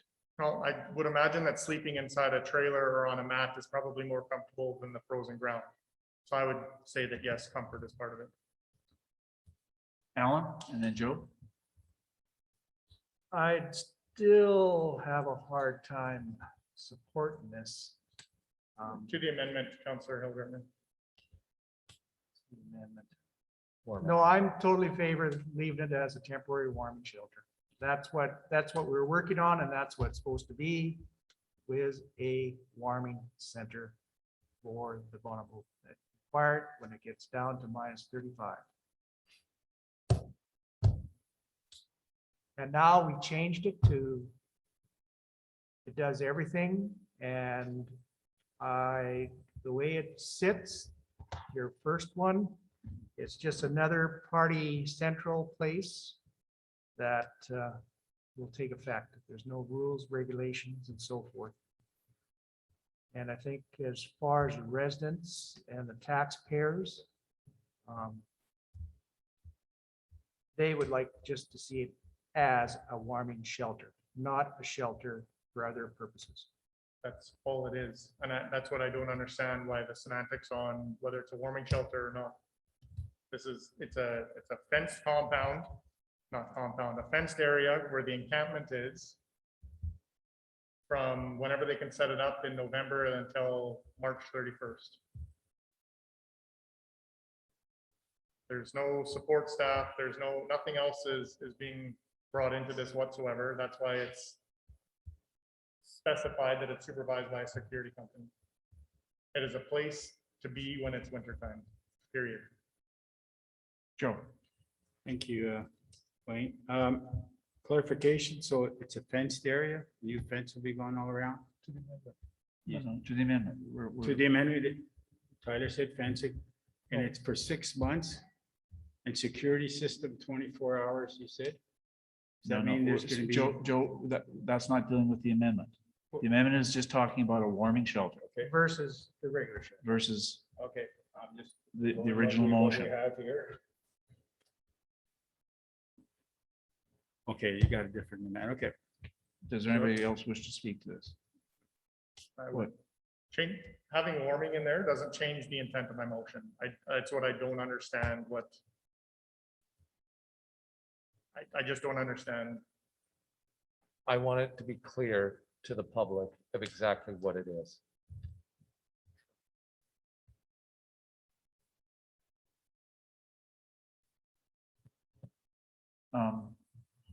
Could I?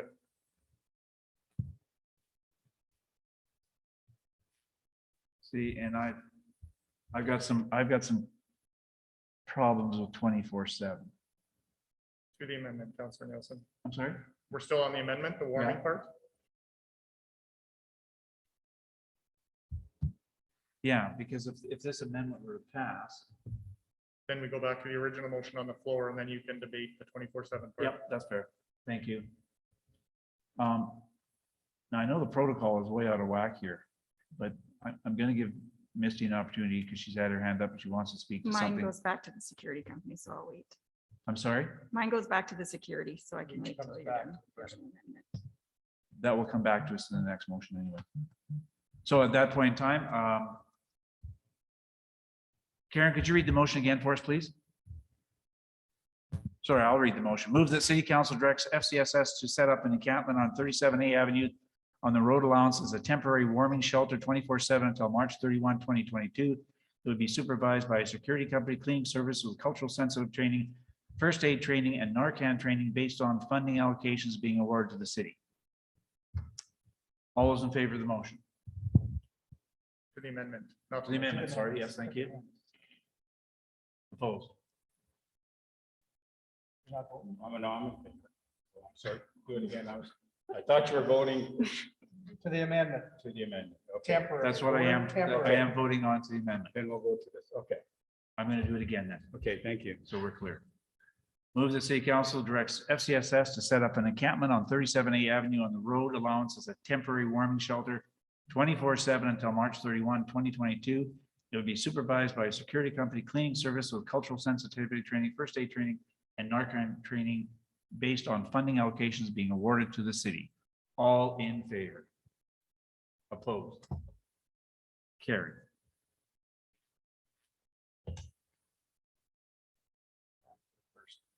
So now you're on the motion. So I'm looking for clarification. And are we talking about then defeating this motion? The motion on the floor right now is that as Is the amended. amended motion? Yes. Does anybody wish to speak to the amended motion then? I'm going to give Misty the opportunity because she's got some Yeah. concerns as potential overseer of this project. So I do have concerns about the security company being the primary person overseeing this because they don't have the proper qualifications to oversee a shelter. The organizations we've been working with all have the proper training and protocols in place for a shelter. We are not talking about 24/7 operational hub like the hub was run. All we're saying is that I want proper trained staff to deal with emergencies and crisis when they arise at the shelter. And I feel I have great concerns when it's just a security company. So that's my problem that I'm going to be stuck on because I feel that that's a mistake to rely on just the security company when we have a lot of great plans in place for who would oversee this. Do you want to respond, please? And I totally hear you 100%. Right now, my concern is to have a warm place for our vulnerable population to sleep, period. We've struggled for the last, now going on 3 years, 3 winters of having something that was adequate for a homeless person or a person's experiencing homelessness to have a place to sleep. Well, just having a security company in place to make sure that people are safe, both within the community as well as those that are utilizing the warming shelter. And also having the ability to administer Narcan when needed, when it's needed, and having the cultural sensitivity training for the members of the population that will be utilizing the warming shelter. That is my priority right now. Everything else I've been trying to work on for the last going on 3 years that isn't happening. So I have a priority to make sure that we've got a warming shelter in place, and that's it. As we work towards something more next winter or even next summer, next fall, next winter, whatever it happens to be, that can be how this thing grows. But right now, what we need is a place for people to sleep. Because if your only concern, or if your concern is a security company that doesn't have the training to deal with or work with our vulnerable population, a location for our vulnerable population to sleep when it's cold out or to be when it's cold out, when we don't have something like that, which is what we've dealt with in years previous. I can tell you firsthand as a first responder, how many times I've administered Narcan or responded to somebody suffering from the elements. As a person who has worked in funeral service for going on 20 years, I can tell you how many times that I have done a transfer of somebody who's passed away due to the elements. So if I don't have a warming shelter in place as a baseline, then all of that other stuff comes back into play. So while I hear you and I understand that the security company isn't ideal, the warming shelter is what's ideal, and that's it. So for now. but I've heard something different. So.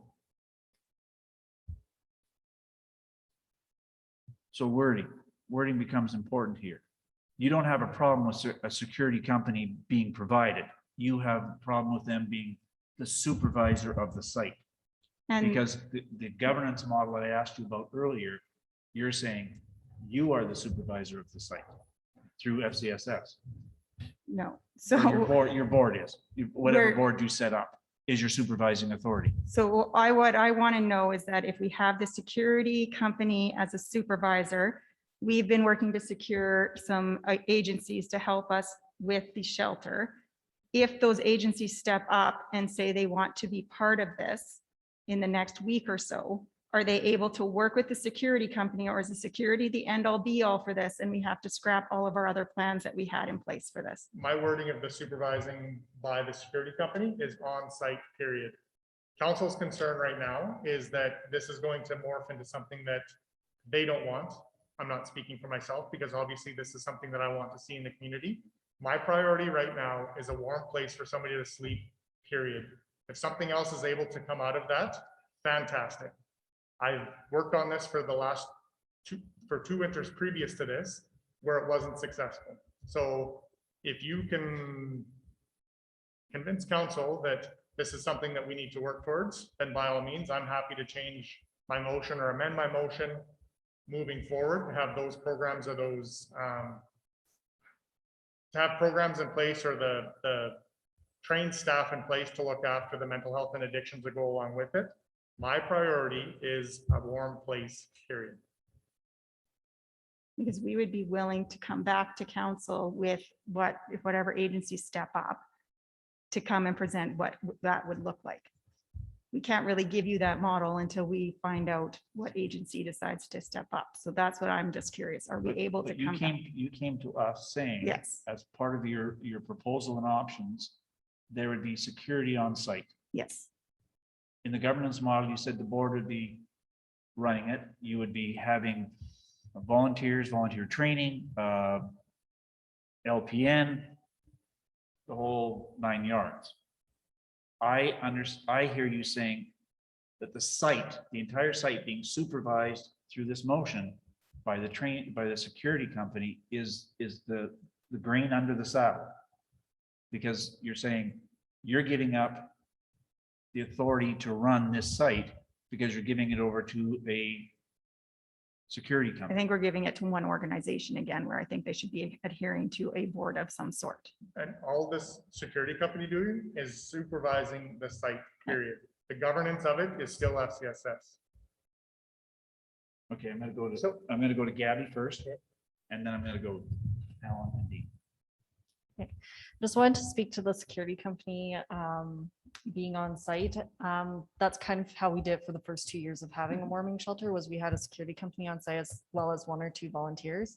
I understand the hesitancy with it because of the fact that I was one of the volunteers that volunteered there, and there were some medical incidents that did happen during that time. But I do have to say, though, I think that us just getting this off the ground and just getting a warming shelter going is the main importance right now. And then we can kind of deal with the other stuff later. But we have done this in the past with a security company and volunteers. And while it's not ideal, at least it's still a warm place for people to stay. And the security company can still call 911 and let people know, okay, something's going on here. But I think that that's of importance to mention, is that we've done this before with just volunteers and security. It's not ideal. I know that, but it is something that we can do to just have a warming shelter off the ground. And so I think that's important. Alan? Well, I think the security is probably the main core, because we gotta provide safety for the community and the people that are using it. Whether it's the outsiders that are coming in and trying to sell drugs right at the door of the shelter, or booze. We've got to have control to block all that. You got to have security doing both sides of the figure, because we didn't have that before. And I think that will probably deteriorate most of the big problems that we had before of losing control of the operation. Dean, Councilor Billingsley? Two things. Misty, you talked about outside agencies and getting. What are you trying to accomplish with these outside agencies? Is it more than what's in this motion? No, it was just to how they operate their emergency winter shelters. So they have experience operating emergency winter shelters. So we wanted to access them to find out what they did for protocols, procedures, and they would be able to help us train the volunteers, those kind of things. So that's what we were looking at. It was still a winter shelter. It's not a 24/7 hub. It's not a wraparound service. It was just to help support that. So. Okay, that answers that question. I guess the second one is. It is November 17th and we've got a 3-week run of above zero temperatures.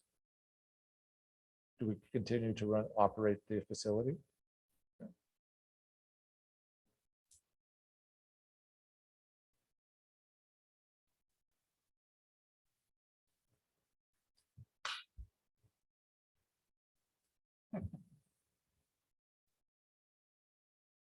We have a motion on the floor.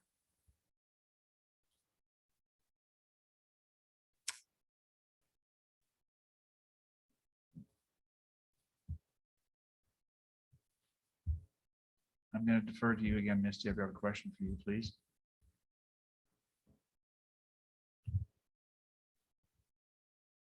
I heard Councilor Blatz talk about working with the security company. You're not saying you wouldn't work with the security company because you don't know if you would work with the security company. Is that what you're saying? I just didn't know what the wording meant. So I wanted to make sure that we were able to still bring in the agency we were looking at to help us set things up and run it the way, make sure it was run And I think properly. that's exactly what you're saying. Doesn't preclude them from bringing any other agencies in. Go ahead. Just speaking to the volunteer part of it, there's in this motion, there isn't a volunteer that's running this. This is being supervised by a security company. And if you have other agencies that are coming in or willing to come in and help with the operation of the 24/7 warming shelter, that's on you to operate. That's not on me to micromanage. All I'm saying is that this needs to be set up. Period. So that's what I wanted clarification on, was this like it, and we couldn't move forward on it. That's what I was worried. No, it's the actual encampment is just supervised by that security company. Your governance of it is your governance of it. So can this, in your mind, if they are supervising it, and maybe we're getting caught up in semantics here, but I think we need to be clear. So if they're supervising it and there's another agency operating, in your mind, who is calling the shots? The board that FCSS has developed. Yeah, so it's semantics on the supervision piece. It's not, so it's not governed, it's not run by the security guards, it's just supervised at the actual location. This is still an FCSS thing.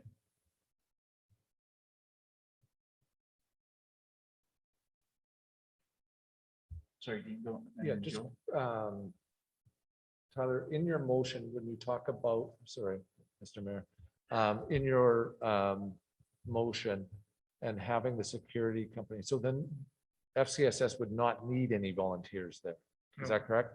So there's be no services whatsoever being provided there. I didn't say anything about services. I said that volunteers didn't need to be a part of this, and the actual supervision of the encampment would be done by security. If there are volunteers that want to come and offer help, if they're bringing food, if they're bringing water, whatever they happen to be doing, that's totally on them. So how do we ensure that it doesn't turn into another hub? That as right, that all, because it's possible the FCSS decides, well, you know what, I am going to bring in an LPN and I am going to bring in things to more than a temporary warming shelter.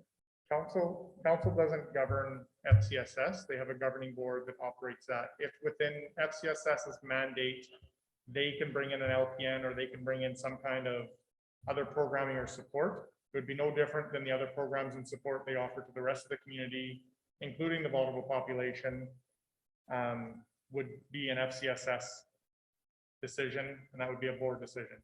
So they had a grant that they had applied for a food security program, which they distributed, has nothing to do with council.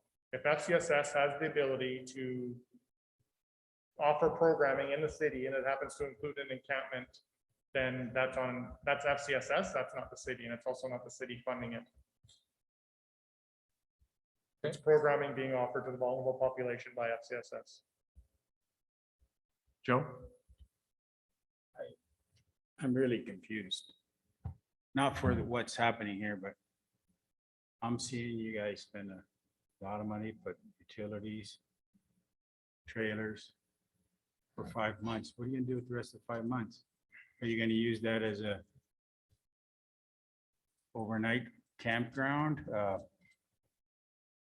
Supply food? Because if we're asking for security, does that mean that during the summer months, you're not gonna shut down an operation like that? You're gonna have to keep using that.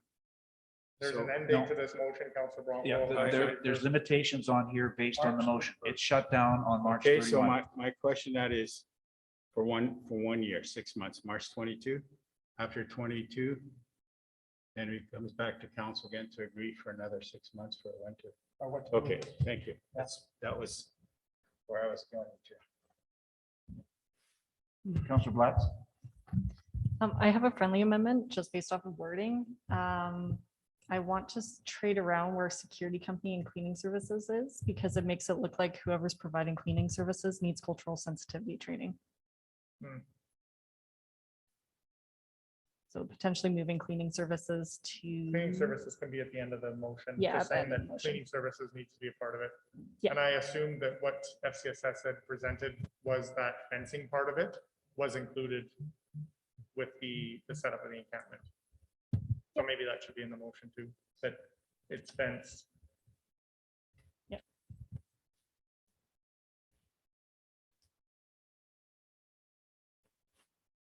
No, because first aid training doesn't need to be with cleaning services. It's like at the end of Narcan training. After Narcan training. And cleaning services provided.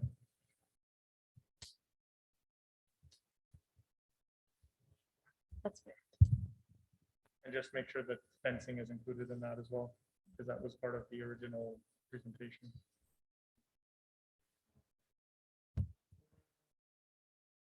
Set up an encampment. No.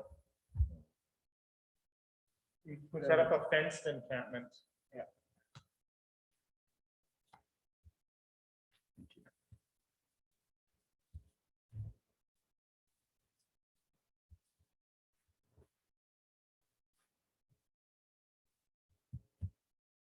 So that's been changed with friendly amendment.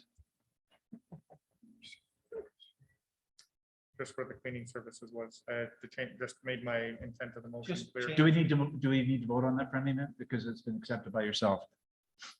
Okay, and if I wanted to make an amendment to the friendly amendment, do I give you the gavel back? I can go ahead. I would like to read exactly as is up until March 31, 2022. I think that's a semicolon there. And the word changing would be it would provide security with a cultural sensitivity training.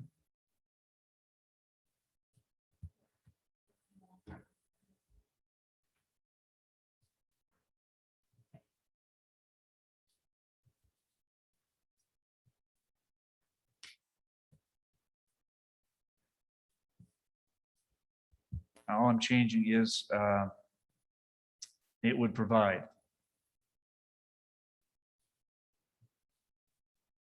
security.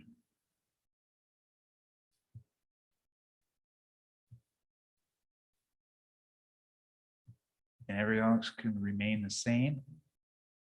And it gives ownership back to FCSS. We're still ensuring that there's appropriate security put in place determined by the board.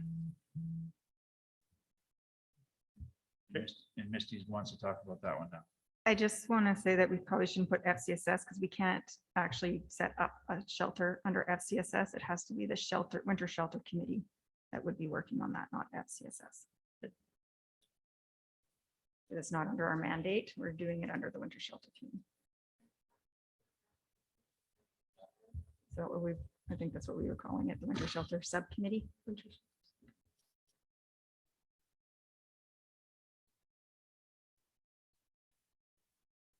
You know, all this really is intended to do, in my mind, is to give ownership and governance to the winter shelter subcommittee, and they can direct security, which is expected to be in place. Anyone wish to speak to that? Joe? And then Susie. Sue can go first. Sue, we'll go Sue, and then Joe. Through the chair to all of council, I think if we could add at the end to funding allocation being awarded to the city and or FCSS, because I don't know, there might be an opportunity for both of us to tap into that. Is that okay, Misty? Yep.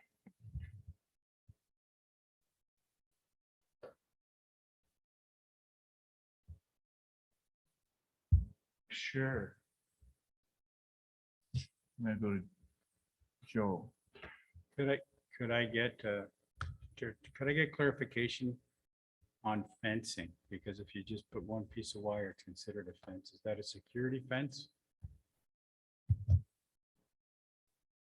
Because fencing has a very. Right, now definition. Tyler spoke about fencing as did you folks, so. What kind of fencing? If you So put one let's, barbed wire. let's defer to you folks to answer the question for Joe.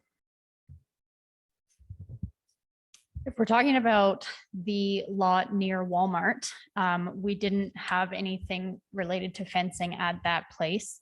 The fencing that we had mentioned was provided by the owner of the private property. Thank you. And then, your worship, your interpretation of fencing then would be?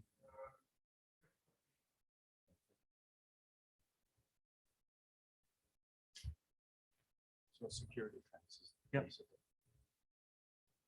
Councilor Billingsley.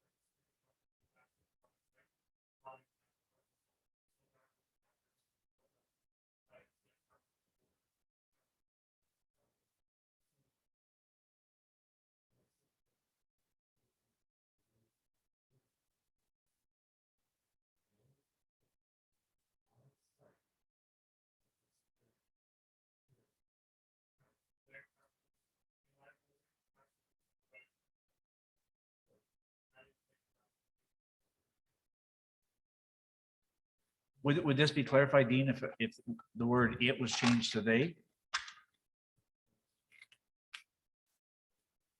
Because we direct the winter shelter subcommittee. They would provide security with. And how they provide the security is entirely up to their governance model.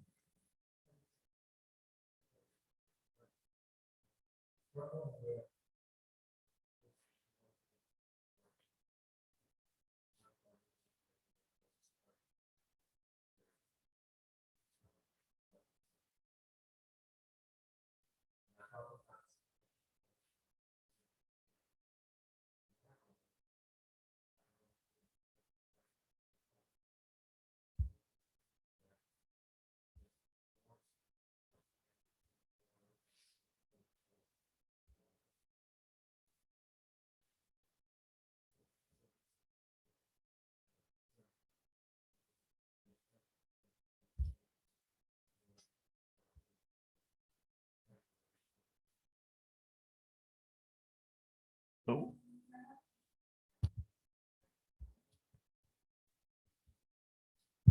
Dean, would you agree that we need security on site? Yes, Thank you. Would you agree that they need to be able to provide cleaning services? that the security company? No, that there's cleaning services. After you've slept in the bed, someone's gonna come in and clean because someone else could be in the bed tonight. Yeah, but not by the security company. No. That's what I'm you just just saying. said. There would be provision of security. We agree that there's a need for security. Do we agree there's a need for cleaning? Do we agree that there's probably a need for some first aid training, and that could be the security company for that matter? Mhm. But that's not our responsibility. We're providing a place for the shelter. Speaking of Joe, Mike, I'm sorry, I don't think inside that building is our responsibilities is to provide, we want certain regulations, a fence, buildings, and security in a 24-hour 12 shelter. How they clean their beds, that's their That's right. responsibility, not ours. And I understood from the earlier motion, all that was being said through the motion is that we wanted to have security. They do it. We needed to recognize cultural sensitivity. We need to have some first aid in case somebody was injured on site, whether that's a client or a worker.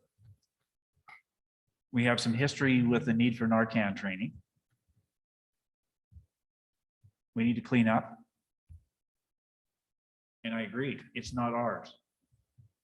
We're saying they will ensure those things happen at this site. And that's all they're providing at the I'm site. sure by FCS, they have to follow You're those concerned. rules. see, I'm not convinced that that's all that it is. Help me understand that then. Well, like I say, as I envision this, that the day-to-day operation of the emergency temporary warming shelter, the day-to-day operation would be run by the private security, period. Yeah. Period. So I With a think the cleaning only company thing, coming in at night and, or in the morning or during the day, whenever. I think the only thing that you changed, Wayne, it should be provide security company. You missed out the company with the cultural, and then it's back in as, okay, this is a security company. But now I sound like Council Bronco, because now I'm confused. Because what I hear Dean saying is, we don't need an LPN. We don't need anybody there with Narcan training. We don't need anybody there to do cleaning. The only people we need is a security company. Is that where you're at? No, what I'm saying is that the day-to-day operation will be run by the security company that has to have sensitivity training, first aid training, Narcan training, as well as at some point, somebody needs to do the cleaning. But past, that's it. There is no LPN. There is no pointing somebody in the right direction as far as getting the help they need. That's not what this is. This is to keep somebody from freezing to death, period. But if they chose to bring a doctor to help supervise, that's not our problem. They want to bring, I understand what you guys are going through, and you really confused me. We want a security guard to protect them and to protect the citizens of Wetaskiwin. But what they do inside, if they want to supply hot food, that's their business. That's their expense. That's not ours. I'm not worried about expense. I'm worried about it turning into something similar that we had downtown. But if we have the security guard protecting them inside and out, that's what we do. They look after inside their building, who's gonna clean it, how many beds they're gonna put in. That's, if riots happens, that's their problem. That's not ours. I understand, Dean, what you're saying, but now we're tying their hands of what they can do or not doing inside their building, but that they're paying the bills. But yet, we're not. Security system's gonna have first aid, gonna have all this. Yes, that's what we got, but inside that building, So you want to provide more services? I just want to provide a security system. If they want to, they're the ones who are gonna pick the people cleaning, the people taking care of that, that's their job. Okay. But, so you're okay with turning it into, or morphing it in more than an emergency shelter? No, I want a warm-up shelter, Oh. but what the security guy is doing is protecting them from riots and protecting them from coming outside and causing damage. I don't know if there'll be riots, but. I'm sorry for using that word, but- uproars but they have to control some aspect of this. I don't want to be their judge. I want to pass that to them. But the issue at play here right now is there are some of us sitting here saying, give it over to them. Here's some limited services that are going to be provided. We have others around the table saying, I don't want services. The only service I want is a warm space, period. Correct. And so anything beyond a warm space is not what I'm voting for, which takes us all the way back to Tyler's original motion, which says it will look like this. So unless there's more to debate on this amendment,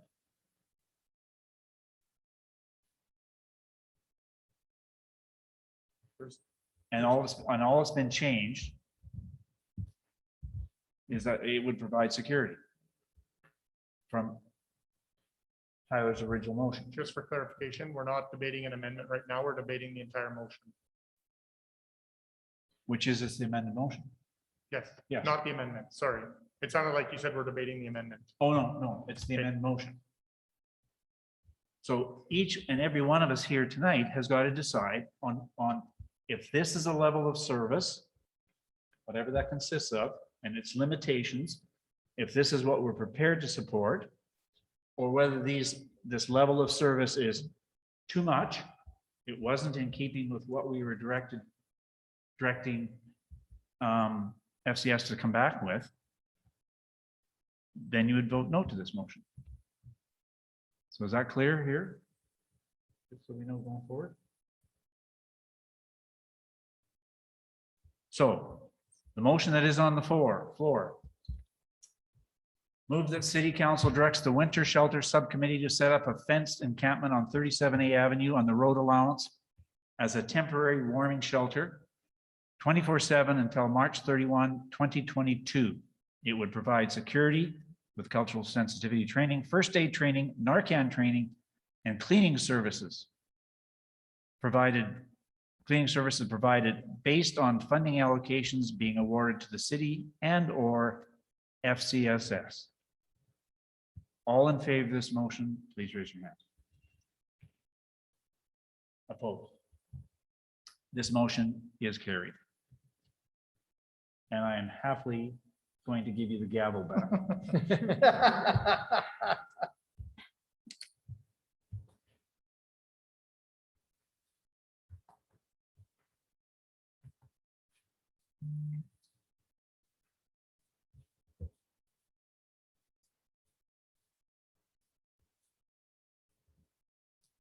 Item 5A, compost facility proposal.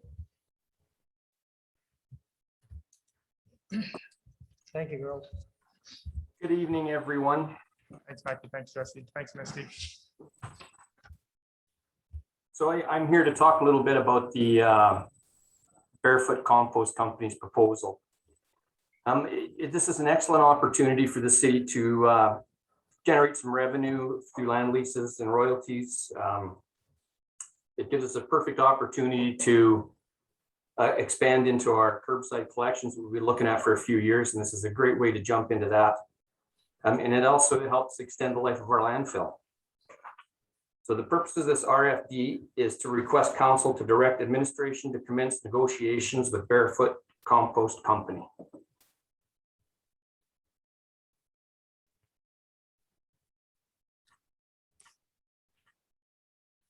Anybody hear me? You betcha.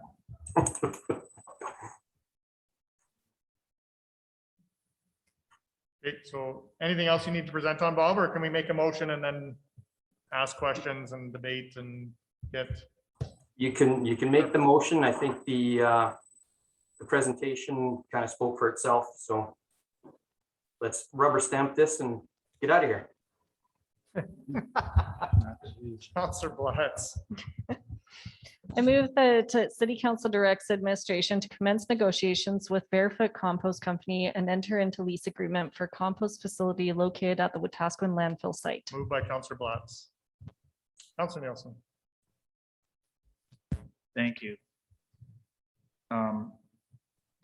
Just looking for some understanding before we vote on this motion. So is this a company building a site on city-owned property?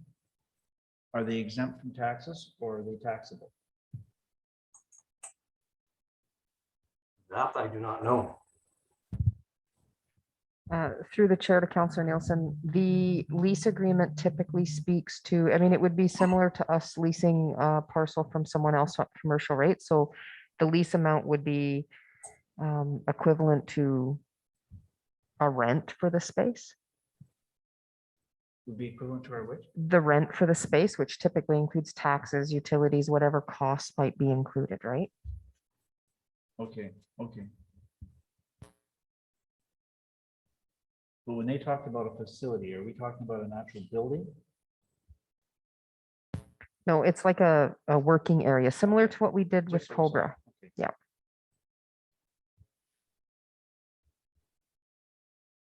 I'm fine. Thank you. Counselor Bronco. Thank you, Tyler. So two things then we are getting some income from this as a base of tax. Okay, my other question, and that maybe regards to recycling our recycling yard. Does that mean this, if we're using this as recycling, can the contractor drive his leaves or the household right to the landfill site to dump it as compost, or does we still have to drop it off in our recycling yard and load it up, ship it and move it to him? We can direct all the big loads and everything out to the landfill. So even contractor, because otherwise the contract is going to pay, right? But if they're using this as a recycling, does that mean that the contractors are grass cutting people who cut grass and leaves and are going to be charged at the landfill? I think that's part of the negotiations under the proposal. So what's the difference of a resident bringing a pickup truck and his little trailer full of leaves and going through the waste scale to dump it there? Is not the same issue? We're saving loading and unloading. Are we going to have some resentment from the contractor for bringing those leaves? Because the guy's bringing the same pickup truck or a trailer.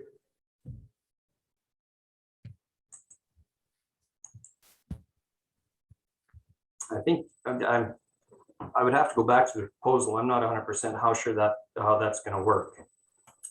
If they're dumping in their facility, I would assume there's a charge for that, but I'm not 100%. So the charge would come from this contractor or from the city, From the contractor, but it's supplying them with what they need. correct. Sue, go ahead. Sorry, through the chair to all of council. We'd have to go back and look at this, but it was our understanding that it would run very similar to what we have going on with Cobra. So the material would come in and then the company would process it and they would make their money through the sale or through private companies coming in. So our residents will still get to drop off for free because we need it for our landfill cover. And I should also mention that it was a few years back when I had forced the local contractors to stop dumping at our local site. So they've had to go out to the landfill for a few years now. And if we got to the point once we have enough of that compost material for our needs, then we may, depending on if that contractor charges for stuff coming in, we may need to renegotiate that for our local people. But I think it does open up the opportunity for the citywide collection going there as well. And again, all of that would be accounted for in the fees. But right now, as far as I understood the agreement, there would be no charge to our local people going in to drop off at the facility. Because we don't charge right now for compost. Correct. So if we're not charging now for compost and we need it for fill and cover anyways, Yeah. whether they take it with their new contract or not is irrelevant. People will still have the ability to come and dump their compost materials at the landfill free of charge. Right. And we can still use that as cover and fill. Yeah, one of the things that we would be negotiating with them is if they needed to use our scales to weigh for their contractors that are coming in. So let's just say, Millet's collection decide they're going to come here. We would be able to weigh how much is coming in, and that contractor could then charge that company based on the weight. But that's all stuff that Kathy can negotiate into the contract. And so that would be part of that lease. So if they're paying us whatever $1,000 per month or whatever the fee is, it's going to be the space that it's the lease space, the cost that it would take for us to provide the scale services or whatever is included in that contract. So as the team works through the details of the contract, they could certainly bring that back to council for final review before we approve it. Thank you. Councilor Billingsley. Thank you. Question is to administration. If administration believes that this is beneficial to the city, were any other companies contacted to provide this service to see if we are getting value? Is there other companies that do something similar to this, or are we just somebody came and knocking and we just say, yeah, this is great, without knowing what else is out there? Through the chair to Sorry, go ahead. through the chair to Councillor Billingsley, they did approach us, and we weren't out there looking for a company to take up this space. And I mean, we do know, Bob probably knows better than I do, there are a lot of locations that have compost, but they're typically run by those owners of those landfills or those compost facilities. This isn't something that we said, hey, we need to get into the business of compost, so let's put out an RFP and see who wants to do this. It was more an opportunity to make some money and help add another service, I guess, to our local or our region. If council wanted us to go out and look at who was there, then I mean, we could, but Well, to me, that would be due diligence in making sure that, is there something better out there? Is there a better company? Is there a better agreement that could be made than just taking somebody who just came and knocking without knowing exactly what the market's all about?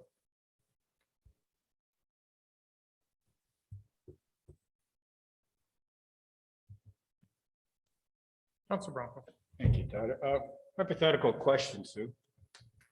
We have a contractor who's stripping his sod and topsoil, and we know that's good stuff for capping our landfill.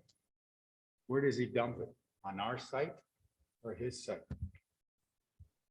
Our site. But it's composted. But we're collecting compost as fill and cover for our landfill. That's what we just. Okay, so I see, how's he gonna get his compost and topsoil? Is he gonna take it from our piles or? That's on him. That's, okay. Okay, that's just a question. Councilor Billings. A question to Bob. So Town of Millet decides to bring in a bunch of stuff and they drop it off there, but in there was buried underneath all that compost was 4 tons of garbage. What happens to that garbage? That garbage would go back into the working phase. I'm sorry? It would go into the working phase, but they would be charged accordingly. The The company would, Barefoot would. That's,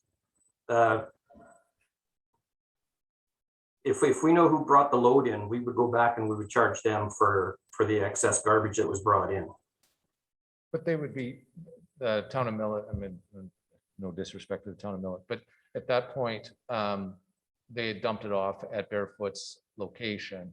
Barefoot does what they need, and all of a sudden now they've got a pile of garbage. Oh, I see. Barefoot would pay the tipping fees to dump in our landfill. Perfect, thank you. Sorry, I misunderstood you the first Yeah, time. no, that's fine. Thanks, Bob. Anything else? Councilor Nielsen? Through the chair to Sue. So we've talked about curbside composting, recycling kind of thing. And we had costs associated with that. The fact that we have our own potential compost company in our own landfill, does that then create a situation where we will potentially go to curbside pickup and levy a fee on our residents? Through the chair to Councilor Nielsen, I don't think one is reliant on the other. So administration still had plans to bring forward curbside compost and recycling to council in the future. And I don't think that we're limiting ourselves by having this company operating there. And so, and this goes, I guess, back to sort of Dean's point. Could whoever comes in pay enough that they cover the cost of curbside pickup in our community? So it's a service provider to our community. But someone else is really ultimately picking up the tab for doing that. Through the chair to Councilor Nielsen, I don't think so. I mean, we could do a market assessment to see what an appropriate lease amount would be. But I think if council shoots this down, we're not looking to take on more work, so we just would let this die.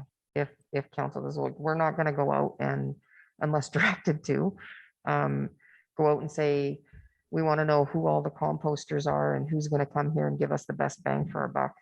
This was just one of those opportunities that kind of fell in our lap. And I doubt that what we would find from the other communities as far as a lease amount would be enough to cover what the cost would be to collect within our community.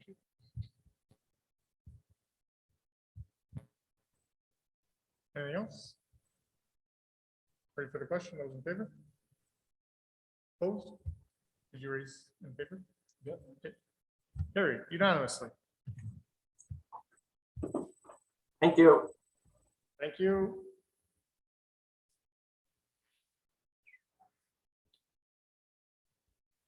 Item 5B, formal information request.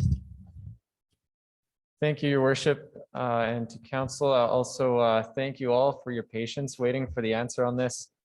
And I have to give all the props really to Barb because she did a lot of the heavy lifting, especially in terms of the financial side of things. And the reason it took so long is that the information here was really hard to find, and we actually we couldn't find the answers until we got the auditor's report back, and so that's where the numbers came from. So the quick overview of where we're at with these lands. So there's a little background for you there. Ultimately, I'll just highlight that on December 31st, 2020, the current sale agreement expired. There had been a few amendments to that over the years extending it. And so I just want to mention that we did get a quick legal opinion saying it's okay that it's expired, as in we're not sitting with a massive liability right now. And we can still extend it if we need to. But that's just for your information. As you had asked for a quick review of what exactly is in the purchase agreement. So in terms of the purchase price, this was set out, with a variety of options and methods here. So first of all, there was the deposit, followed by lump sum payments, of $4,000 a month, followed by lump sum payments up to $16,000 a month. And ultimately, all of that has been paid. So the full purchase price of $175,000 has been paid at this point. GST is still outstanding. That's owing at closing as per the agreement. There are other conditions of sale that are still incomplete. So notably, the reclamation certificate from Alberta Environment. The prospective buyer has not attained that reclamation certificate yet. The latest update on that is they were planning to do the work this year, starting August 23rd. And their plan is to, he said they have to wait 30 days before they can retest. Alberta Environment's latest refusal outlined that they need to bring the lead levels down to less than 600 parts per million. So they didn't quite meet that last time they tested. So in theory, September 23rd is the soonest they could have that resubmitted to Alberta Environment at this point. And then whenever Alberta Environment approves it, is out of everybody's hands at that point. The financing condition actually is irrelevant now that they've paid everything. And then the only other outstanding item is the development agreement condition for the road construction, building the road up to the site itself. Some details on that one. So ultimately, the agreement was signed, and the details of the agreement were that the city would do the work and the purchaser would just pay $150,000, which was based on a quote for the cost of construction at the time. They haven't paid the amount yet, so that's where we're at with that one, and that condition is still incomplete. As far as other aspects of this, so regarding the contamination status, since the reclamation certificate hasn't been issued yet, the city is still liable for the reclamation of the lands, which means that until the title transfers, the city is liable to make sure that the reclamation is done before any development occurs. And so, of course, when that last development permit came before you, we chatted over that and determined that that reclamation certificate has to be issued before we'll issue any development permit. And so that is in alignment with the status that we're at now. Outstanding conditions. Okay, I guess I already summarized these. Remediation is outstanding. The development agreement is also outstanding. There was a specific question about the use of land in the information request. So part of the installment payments that are set out in the agreement are that $1,000 per month of those payments would essentially be considered a license fee, and that is in consideration of the purchaser using the land as is until they own it. So significantly, if the sale doesn't go through, then the city is entitled to retain that license fee, so the $1,000 per month. So I guess it would be how many months it's been, approximately 2 years. So if the sale didn't go through, the city would retain the deposit, which was $10,000, and off the top of my head, roughly $24,000, representing 2 years worth of $1,000 license fees. As far as the business license, actually, at the time that I wrote this, I did think that they had been issued a business license. However, I was mistaken. They came in and got the form, but they didn't submit it. And so that is actually still outstanding. And I have been attempting to contact them about it, but it is at this point still outstanding. Yeah, at this point, I'll take any further questions on this. I move the council accepts the information request as information. In my request. But Councilor Nielsen, go ahead. So at this point in time, we don't know that the reclamation has been completed. Or the reclamation has been completed, but it hasn't been signed off by the government yet. That's correct, yeah. Is there any reason why we didn't do any work on the road?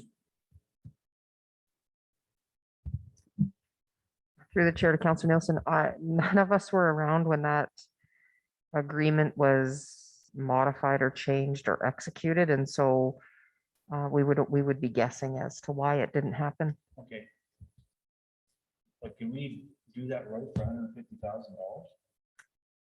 I don't know. We would have to look into that, and I don't know that we can actually enforce that anymore because we've changed the terms of the conditions of the sale. There's actual sale agreement in place. Am I right in that, Andrew?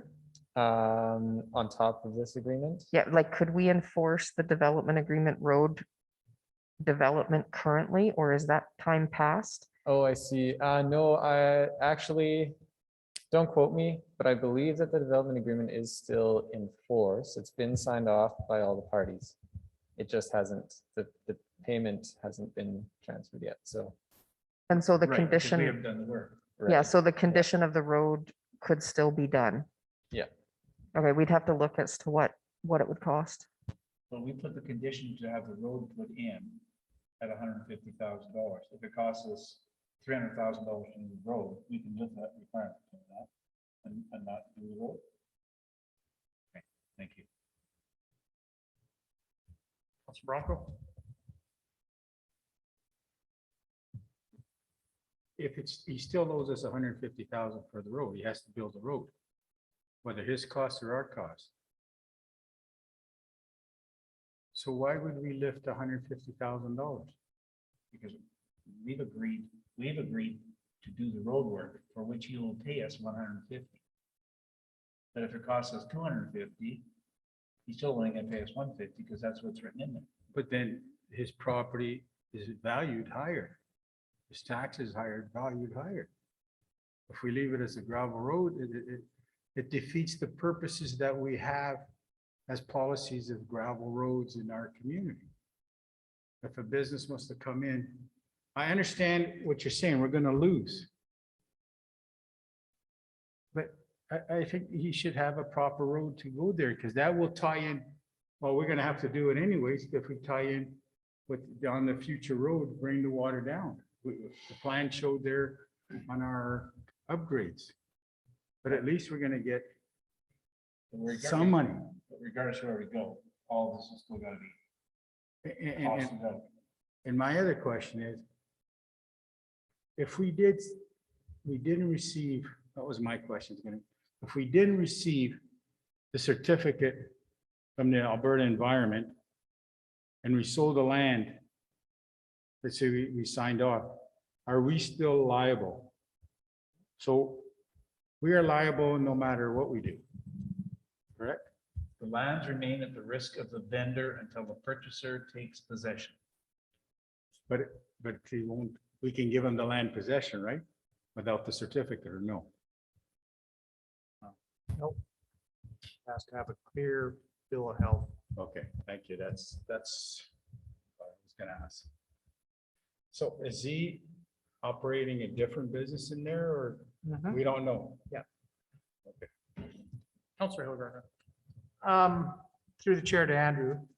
So basically, they've been building a modular home out of that place, I think now for over 6 months with no business license. Is that correct? It appears that way, yes. So we don't even know what he's been getting paid for rental on that manufacturer. Like, he'd be making more money than what we'll be gaining, sort of thing. So are you approaching them that you do need a business license or cease and so For forth? sure. Yeah, I have attempted to reach out and haven't gotten a call back. So if we need to, our next steps will be sending bylaw out. Okay, all right. Then regarding the road, that road is just to his property line. That doesn't go back up to Your place. 47th Avenue. But that's Yeah, okay. You. Councilor Billingsley. Thank you. In the conditions of sale, you got purchasers to pay all outstanding 2018 property taxes. Is he current? Current on property taxes? Yeah. Correct. So 19's paid. Yeah. He's paid. Okay, thank you.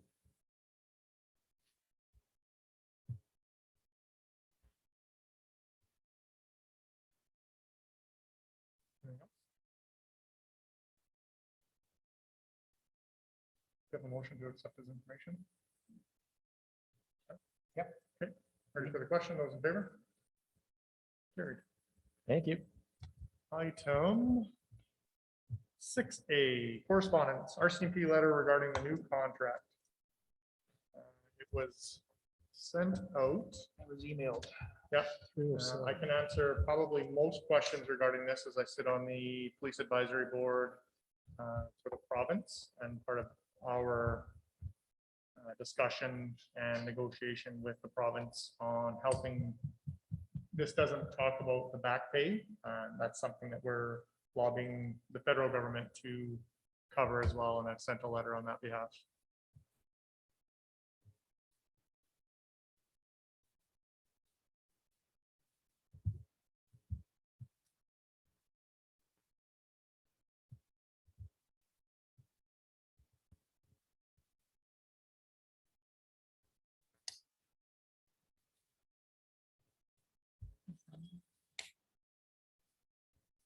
Councilor Hilgert.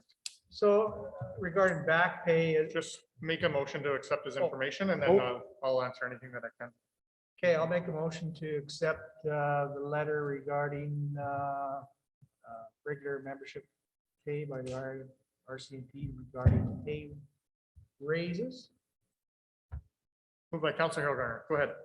So Tyler, going back to 2017, 2018, I thought we did this 1.7% increase. So we haven't been up to date since then. Nope. But in our kitty, we've been putting away in the reserve RCMP that We were notified that the contract was going to change, so we had been putting money away to try to help offset that pay. and what percentage were we putting? Were we putting 1.75 away Do or? you know what we have in the reserve? Alan may know. Okay, can Through we the- get that brought back to us then, or? Through the mayor to council, I believe it's about 280 some thousand. It's not enough to cover the shortfall. So it wasn't towards the percentage that should have been taken off, like maybe 1% we're putting in or something? I can't answer how that they Okay. came up, but generally speaking, what municipalities were doing was taking either their surplus that they had every year and putting it towards the reserve, or bumping it up to equate to what the RCMP was saying. The projected salary. Yes. And we kind of loosely figured it out, Alan. It was looking at, like, it was going to be about $800,000. Is that what our total would be? Originally, sorry, through the mayor to council. Originally, that was a number that we're looking at, but right now it's coming in at over $1 million.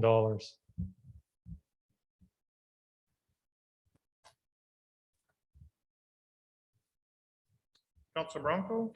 Thank you, Tyler. Just a question. Does this mean it goes retroactive on those 10 new RCMPs we're getting, or? That's irrelevant because the province is covering that. Okay, thank you. Councilor Nielsen?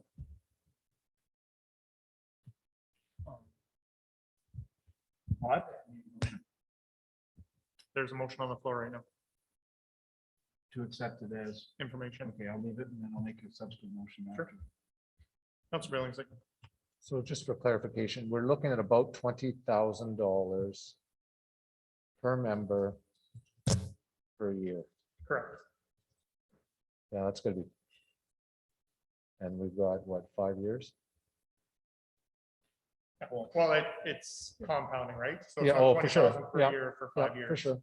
But it's compounding. So yeah, you probably close to $1 million. Yep. And Awesome. maybe this helps, Councilor Nielsen.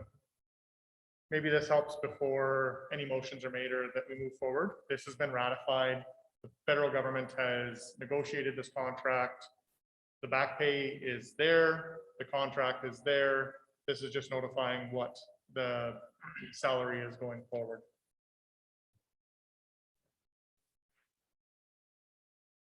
Anything else on this? Ready for the So, question? Oh, go ahead. just for clarification, we have enough money sitting in our kitty, in our reserve to pay for it, except for about 200,000, we're gonna be shy for that. Is that- Probably 700,000 or 800,000 shy. In the RCMP reserve. That we'll have to make up in 1 year? Yeah, well, I don't know. They haven't sent the bill out for back pay yet. Okay. So right now, 43 municipalities are on the hook for about $60 million, and the province is on the hook for $83 million. So when I met with Minister Madhu a few weeks ago, the provincial government, as well as all of the municipalities of those 43 municipalities, have sent letters to Minister Blair, I think, within the federal government, to have them cover the back pay for those members. The negotiation time on the contract was over 5 years, so this should have been dealt with prior to this right now. So both the province and the 43 municipalities have sent letters advocating or lobbying for the federal government to cover that back pay. And the new salary for the RCMP is then starting now for what each municipality is going to be paying per member. Okay.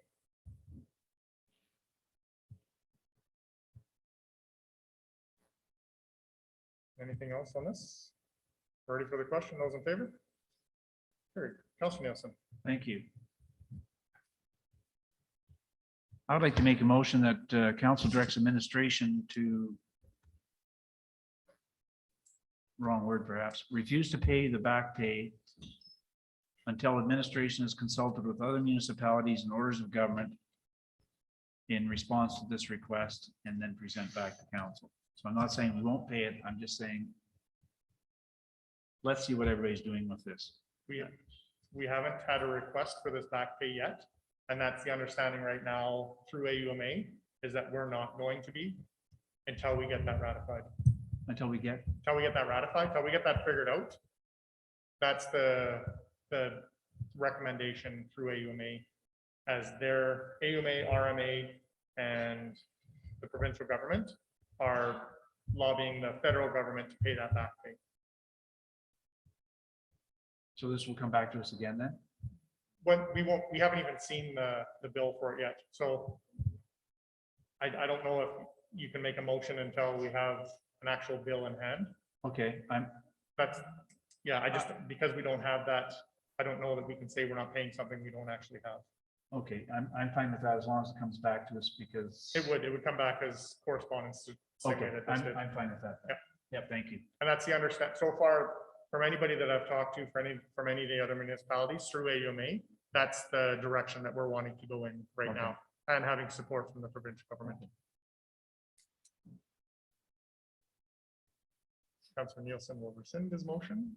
I just did.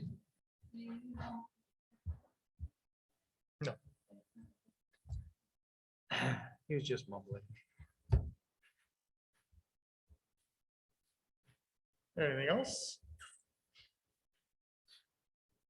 Move to adjourn. Oh boy, Councilor Hillgartner, those in favor? Carried. Now do we go to Cal? Yep, we can finish up, Cal. We're gonna take a 10-minute bio break. For anyone that's online and wants to join us with Community of the Whole, you can use the original link that was sent out earlier. If you have any issues, just send me an email. Thanks.